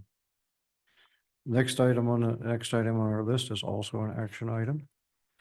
And it's to consider approval of the 24-25 budget revision for Parks and Recreation. And Samantha Howard, our Parks and Recreation Director is, I'm sorry, our Finance Director will present that for us. Thank you, sir. For the expenditure control guidelines for McKinleyville Community Services District, budget revisions that exceed a 10% variance must be submitted to the Board of Directors for approval.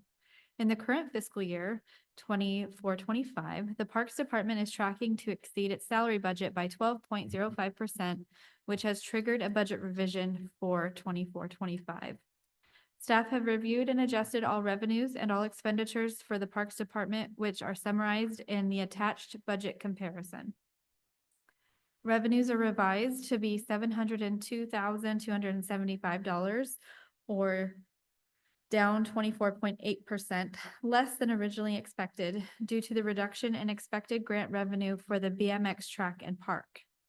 Salaries and benefits are projected to be 14.42% higher than originally budgeted due to the addition of the new Environmental Programs Coordinator position approved by the board and a higher number of ELP after-school staff hired and working more hours than anticipated. All ELP after-school hours are reimbursed by the school district, and the corresponding projected revenue was also originally under budgeted. Overall, expenditures are revised to be $1,061,926,000 less than expected, despite the salary increase, primarily due to the delay in the construction of the BMX track and park. Staff recommends that the board review the information presented, take public comment, and approve the revision of the fiscal year 24-25 Parks and Recreation operating budget. Thank you, Samantha. Are there questions on this presentation on the budget? Director Orsini? No, it's pretty straightforward. I don't have any comments or questions. Just thanks to staff for being responsible and bringing this back when we ran afoul of the policy, because we undershot our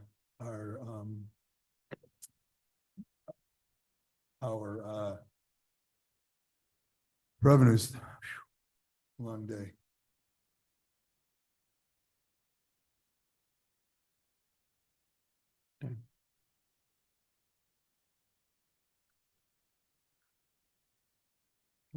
Director Mayo? Nothing. Nothing. And Dr. Nothing for me.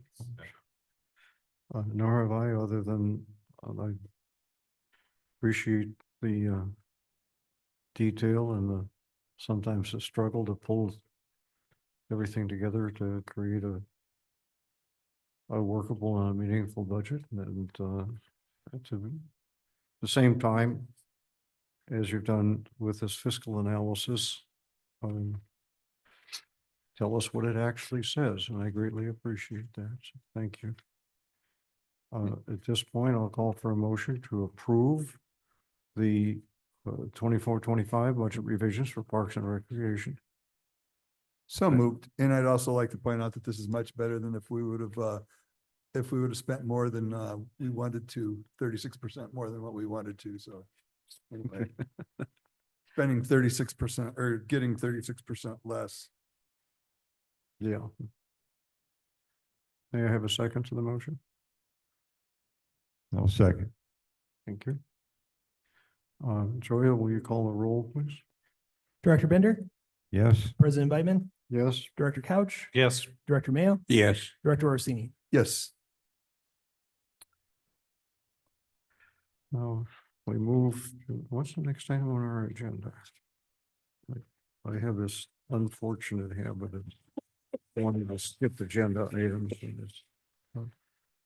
Committee reports. We move now to committee reports. And we'll go down through active committee reports, Parks and Recreation.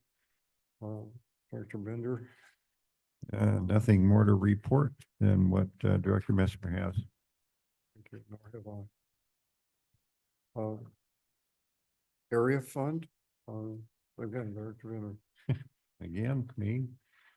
The board of the McKinleyville Area Fund met last night. They meet one time per year. Last night was 2025's turn. In the 2024 mini grant cycle for the MAF, there were 7 applicants, of which were all funded in the amount of $20,249. Everybody got 100% of their requests.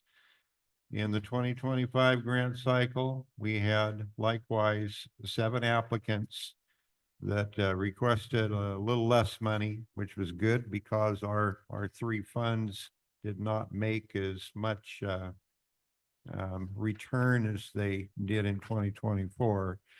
And so we ended up granting $14,000 to these 7 agencies that requested their funds. And that's the long and the short of it. Cool. Thank you. Redwood Region Economic Development Commission. Step back to alternate position and turn it over to Director Mayo. Bear with me, I'm looking for my stuff. I had it out here until I started moving stuff around. We met.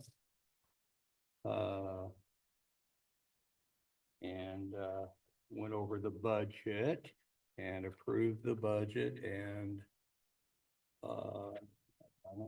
had a very interesting presentation from Ken Bates, fisherman from Eureka. Ken's been around a long time, and his claim to fame is that he does the he's the #1 bait. He gets herring, Humboldt Bay, Crescent City Bay. He works really hard at doing all of that. And then many of the different fisheries, thank you, that need that bait. And the kid's been doing it for a long time. Plus he's quite a amazing repairman for boats and such, and very well respected. Anyway, they are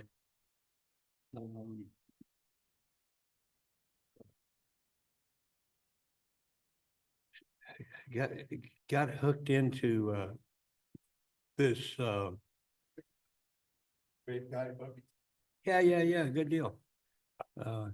It's called the California Fishermen's Resiliency Association. It was introduced to the California Federation Fishermen and Mission Activities, and it's funded, and they do legislative and outreach and research on some pretty important stuff related to our fisheries. But they're also limited on things that they can deal with by the state, which is kind of frustrating, because things like our crab entanglements, they want to be part of, but they can't. Anyway, that was a great presentation, and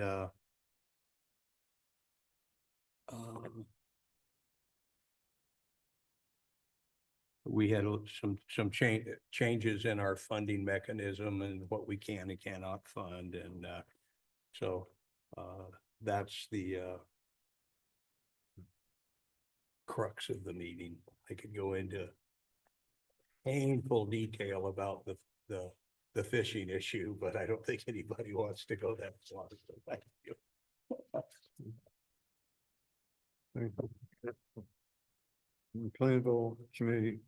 McKinleyville Senior Center Board Liaison. McKinleyville Senior Center is thriving. We're doing very well.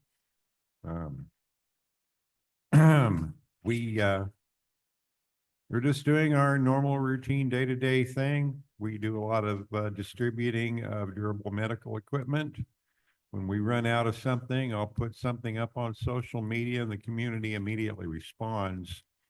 You know, I'd just like to say thank you to Timber Ridge McKinleyville for donating 3 bedside commodes and 2 shower chairs just yesterday, and that bailed us out of a tight spot because we were completely out of commodes. Those they're in fairly high demand, and if you need one, you really need one. So we were able to. Yeah, we weren't Yes, you weren't. guys know when you travel with me. Yes, sir. Anyway, we didn't have to disappoint anyone. On the 17th of April, we hosted CHP Officer Paul Kraft, who gave a presentation on senior driving safety. The program he presented was called Age Well, Drive Smart. It was senior driving education, focusing on knowing your limitations and letting seniors know what they may need to watch for as they age and still drive. And he presented. It was roughly an hour and 15 to an hour and a half long. It was very, very informative. Certificates were issued at the end of the session to our participants. Some insurance companies will take that certificate as proof of a senior safe driving course. So that may be beneficial to some. We had over 30 people in attendance, and Officer Kraft was just completely amazed at the turnout. He's never had more than 20. Okay, coming up in the future, I plan on reaching out to Kathy Anton Giovanni at Coast Central Credit Union and get her in here to host a senior online security and fraud prevention talk. And I think that'll be equally well as attended because seniors are deathly terrified of online fraud. So we're looking forward to setting that up with her. And we're looking forward to our regular Pony Express fund. So that's what we got going on at the center. As always, sharing and caring. Fantastic. Okay. Go ahead. Thanks, Scott. I just wanted to mention that things that I've come across the last few days, that Android has a patch that's necessary for our Android phones below status 15. I was just wondering if that's something that they say it's going to be a real problem if we don't address that, something maybe to look at for helping us seniors that have it problems already. Always supply your updates. A lot of the time they're security updates, and we know what phone security can lead to, Dennis. Yeah. Well, this is a particular patch that's, anyway, but something. So you need help. You're not worried about the seniors. You're worried. You need help. I have a new phone. I might have a 15 in it. I don't know. Our phone and device hours at the center are Thursdays and Fridays, starting at 9 a.m. and we'll be seeing you tomorrow morning. And that's what I was trying to elicit, was that comment out to the public on time. Thank you. Okay. The Audit and Finance Committee. And by the way, I guess I didn't make the cut on the grant, right? You're cutting into my time. Huh? So we did meet. Yes, we did. Director Bateman and I we met on April 23rd. And we reviewed the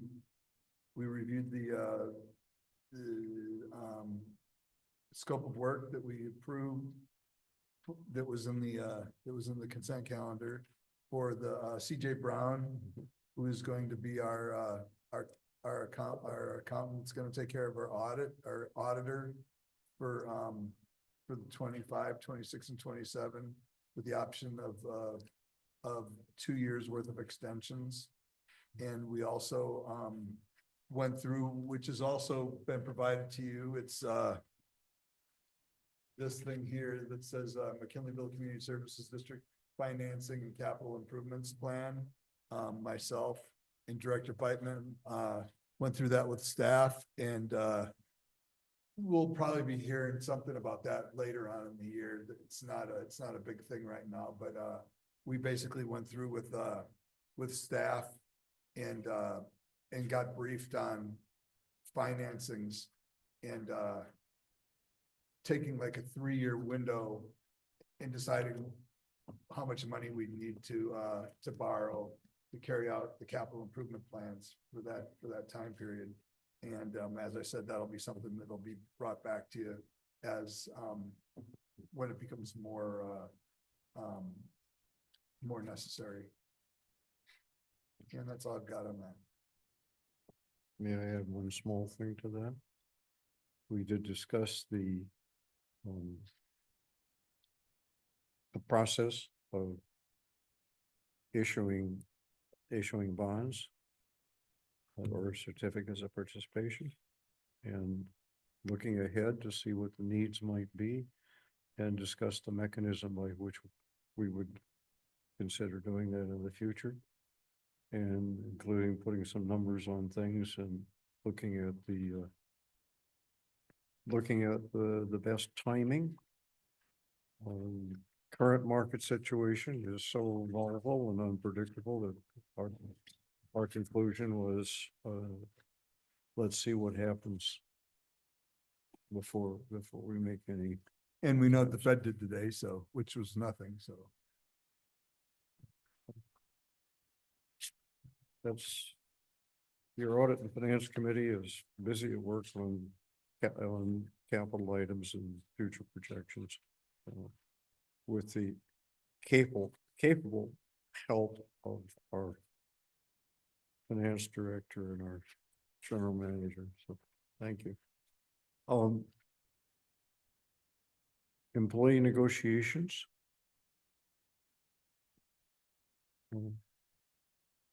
Oh, nothing to report. Sorry. Okay. We didn't meet. All right, Municipal Advisory Committee would be Director Bender and Director Orsini.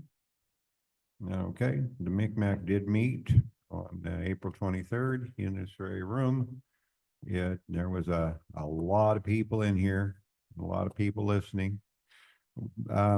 We went through and we touched on I'll just comment on the two big things here was the Hiller Road quick build. The Director of Public Works was in here and he presented, Tom Matson presented on what he had proposed for the quick build, which included a number of traffic calming measures on Hiller Road between Central and McKinleyville Avenue. And at the end of the presentation, it was determined that he would be coming back to take more comment from the committee and from the public. The two big things that they were talking about was the intersection of McKinleyville Avenue at Hiller Road, either putting in 4 bulb outs with crosswalks or putting in a roundabout. It was highly suggested that they put in a roundabout due to faster traffic circulation and more safety. And also they had a chicane implemented in the middle between McKinleyville and Central, that they want to move away from the businesses on the south side of the road so that it doesn't interfere with their operations, their parking and that. And so we'll be revisiting that at a later meeting. The discussion of the town center EIR review was, he touched on every aspect of the EIR briefly. And there wasn't as much public comment as I thought there would have been. They mainly centered around the wetland delineation. Kelly Garrett was in attendance and she spoke to that and handed out pass outs. And some people spoke on the the lane elimination. And there were a few people that did have some comments that likely will make it at the end of the EIR. Bonnie brought up the noise on Central Avenue was something that couldn't be mitigated.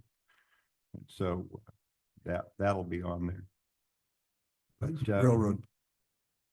The noise on railroad. excuse me? The noise on railroad. Yeah.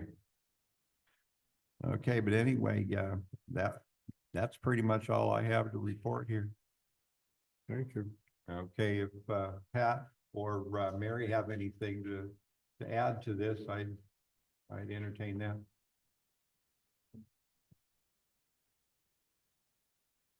No, Okay. all right, hearing none, let's move on. Dennis? Yeah, I wanted to make a comment. I listened to this. I was in Minneapolis and turns out there are some very good places to eat there, Pat. Thank you. At a interesting memorial that's in Minneapolis. And so I had several of my cousins in the high-rise construction business sitting around listening to this with me. And anyway, I couldn't get into comment on two different things. I wanted to make a clear statement, and I think several board members here probably have been in different places. Roundabouts are not a good thing for cross pedestrian traffic. They're just around these major roundabouts and these major places that have, you know, the flow, and then you put the roundabout in. They're just a nightmare for the public to traverse. So all of the, you know, yah about it, I get it. There's agendas behind that anyway. And I would have made that comment had I got in, and I know it's not part of the deal now, but I just still wanted to say that when you start talking this stuff about roundabouts, they work really well in some places, but not in downtown. There's a major flow where you want, and we're gonna have a lot of pedestrian traffic as well. And quite frankly, what's going on with Central Avenue is pretty damn good, and I'm pretty happy with it. Thank you. Any other comments on McMack and the process? All right, let's move on to McKinleyville Community Forest District. Director Orsini, I guess I'm calling you for that. Thank you. Yeah, we met on the 15th of April, and the TIC subcommittee gave its report, and the forest management subcommittee gave its report and reported that they should be done with the forest management plan draft by May or June, which I was fairly impressed with. I don't know if staff agrees with that. That's what the chair of the subcommittee thought would be able to get done. And we approved which was in the agenda tonight, the Humboldt Trails Council MOU. We approved that to recommend up to the board of directors, and we approved that tonight. That's all I have. Nice. Humboldt Bay Municipal Water District Community Task Force. Director Couch. But we did not meet. Okay, so much on that. Legislative and regulatory reports. Chair, Yes, can I, so Supervisor Madrone's on, should we give him a chance to speak at this point? that's right. This is his time. He's waited forever for it, but apologize for that. Supervisor Madrone, please. Thank you, President Beitman. Can you guys hear me okay? Perfectly, yeah. Great. Thank you for the opportunity. So just a couple quick things. One, on Measure Z allocations for the year, we were able as a board to approve all of the requests for the Sheriff's Department, which is good for our law enforcement. And then the only other thing is under Measure J, our transient occupancy tax, TOT monies. We were able to once again provide a unanimous approval for $20,000 for the McKinleyville Chamber of Commerce. So very grateful to the rest of the board for approving that. And Jesse Miles was there in attendance, providing a very nice presentation on all the work that the chamber does in our community. So that's all I have for tonight. And you waited all this time for the opportunity. Thank you for waiting and thank you for catching us up and for, making sure that things work well. So we Well, appreciate- I appreciate that. And it's not really a wait at all. I appreciate being able to be involved even remotely.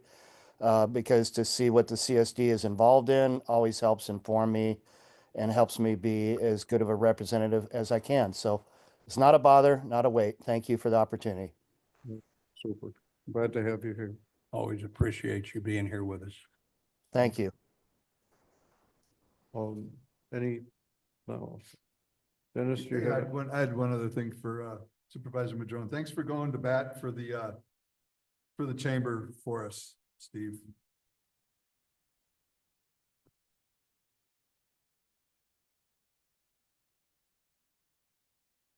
Okay, anything else legislative, regulatory reports?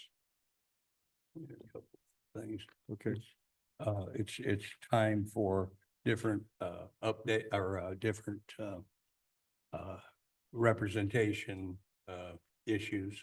Region 1 Aqua and the Association of California Water Agencies elections for officers is coming due. We'll have that back maybe next month or the month after. And I'm again going to hat in the ring for the Region 1. And if that happens, everybody on the state wants me to again run for president or VP, which I will do depending on what, that'll put me back on the state board, which will give us a little better representation. So I'll be doing that. And let's see, what else? Greg, do you have? thank you for Just that, lady Dennis. I stuff. appreciate No, that. I don't have anything. I don't All have right. anything to add. Thank you, guys. Okay. Anything else for legislative and regulatory reports? Anything from the staff? Other than we'll be in Sacramento on the 20th through the 22nd. For legislative days for California Special Districts Association. And we'll be meeting with staffers for Assemblyman Rogers and Senator McGuire. Yeah, I apologize. I neglected, Director Bender and I will be going in just a couple of days down to the Association of California Water Agency Spring Conference. And then, what's it been, like 2 weeks or so? I went down to Santa Rosa with a big fundraiser. Earth Day. When was Earth Day? Chris Rogers thing. Yeah, to Chris's deal and represent the board, and he was very happy that we were there and then, so anyway, and then Joey and I went just a few days before that to his event in Eureka. So touching our bases. Good. All right. We'll move on to staff reports. Did Joey get hazardous duty pay going with you to? He stood up way over the other side of the room. Director Couch was there too. He protected me. Actually, I apologize, David, That's all you were right. there too. Nancy, Michael, you ready? We were monopolized by a singular political issue that isn't what the assemblyman was necessarily there for us, but we went through it. I can well imagine. Okay, staff reports. Samantha Howard, Finance Administration, anything? I have nothing further to add to my report. Nothing further. Okay, thank you. Operations Department, James Henry. I have something to add to my report. Okay, Pat's making me do this. Just wanted to let you guys know that we did purchase our first electric vehicle. We did purchase the Ford F-150 Lightning. wow. Trying to go a different, it's our test truck, strictly electric. This will be our test truck to see how it handles with our day-to-day operations. We're gonna work it pretty hard and see how it does.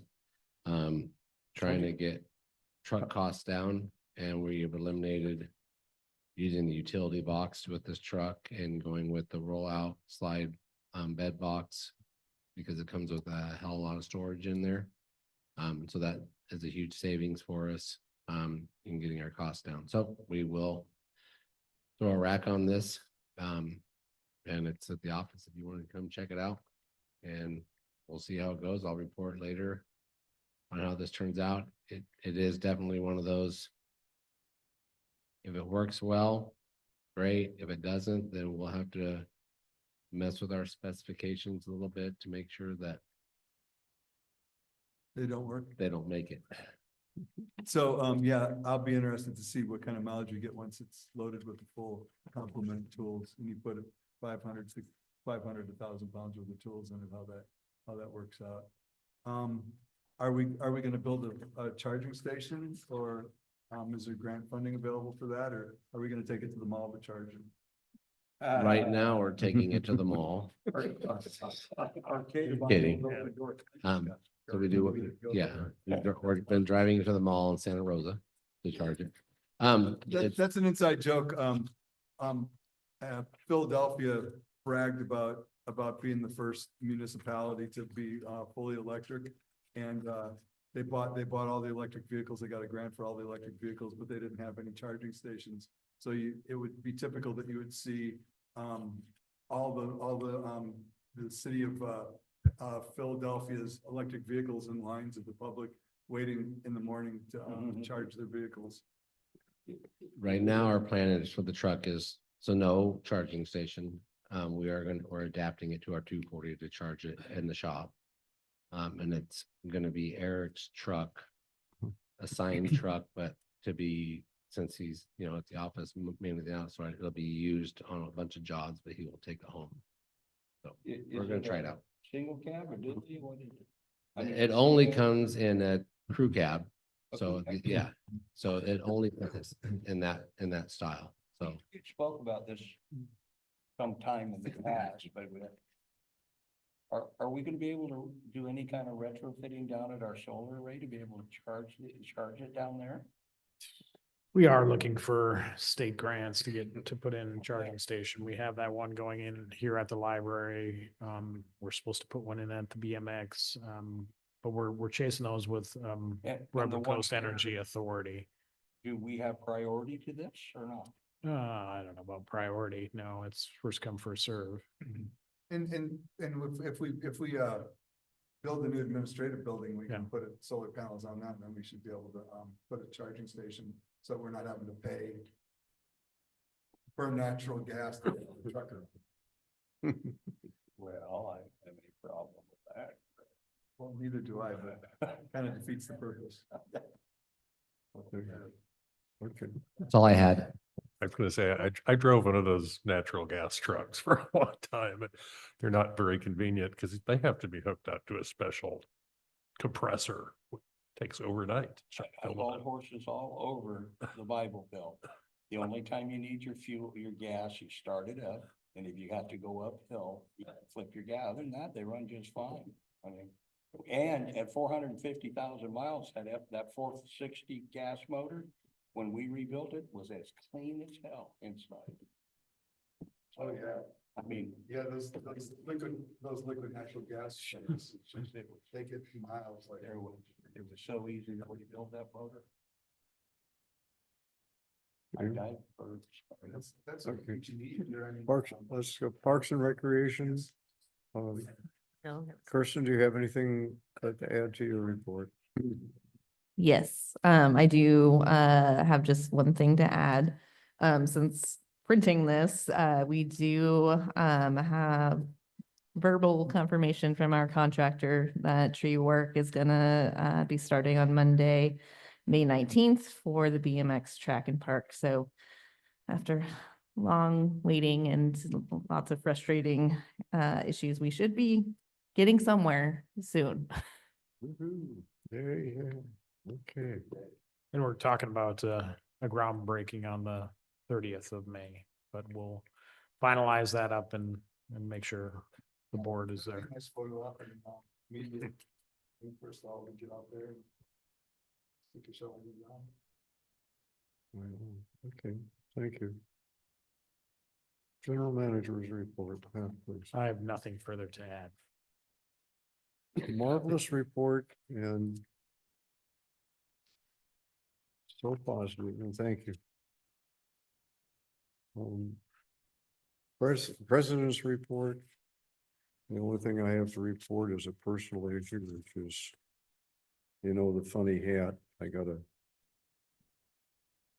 very good news on a long awaited pathology report, which came back that all clear. That doesn't mean the end of the things, but They're not gonna have to cut your head off. they're not gonna have to cut the head off. And, I get to I get to keep some of the stuff I've got up there. And that's really the only thing and I just want to thank. No, that's really good news. Good for you. I'm glad. Very, very happy for you, sir.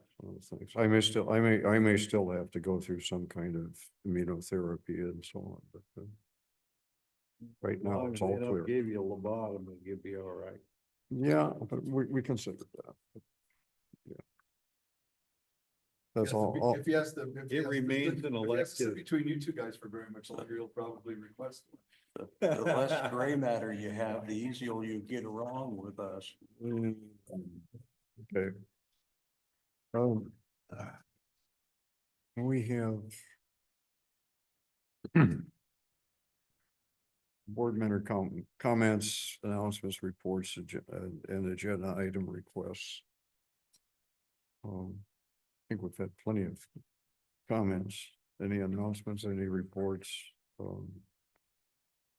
was gonna say, while I'm down at CSDA legislative days, I'll be zooming in for a LAFCO meeting, so. Be fun. We have now scheduled to move into closed session. And what I would like to do is I'd like to adjourn the regular meeting for us to move into closed session.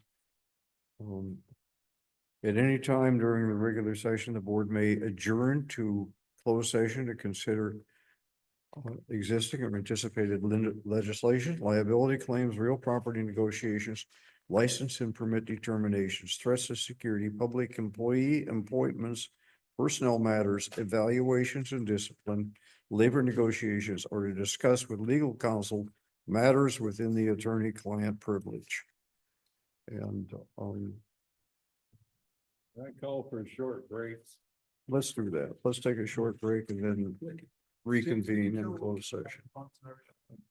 Yeah, and we're gonna kill the Zoom to, we'll have nothing to report out of closed session. So thanks, folks that are here on Zoom. And thanks everyone else.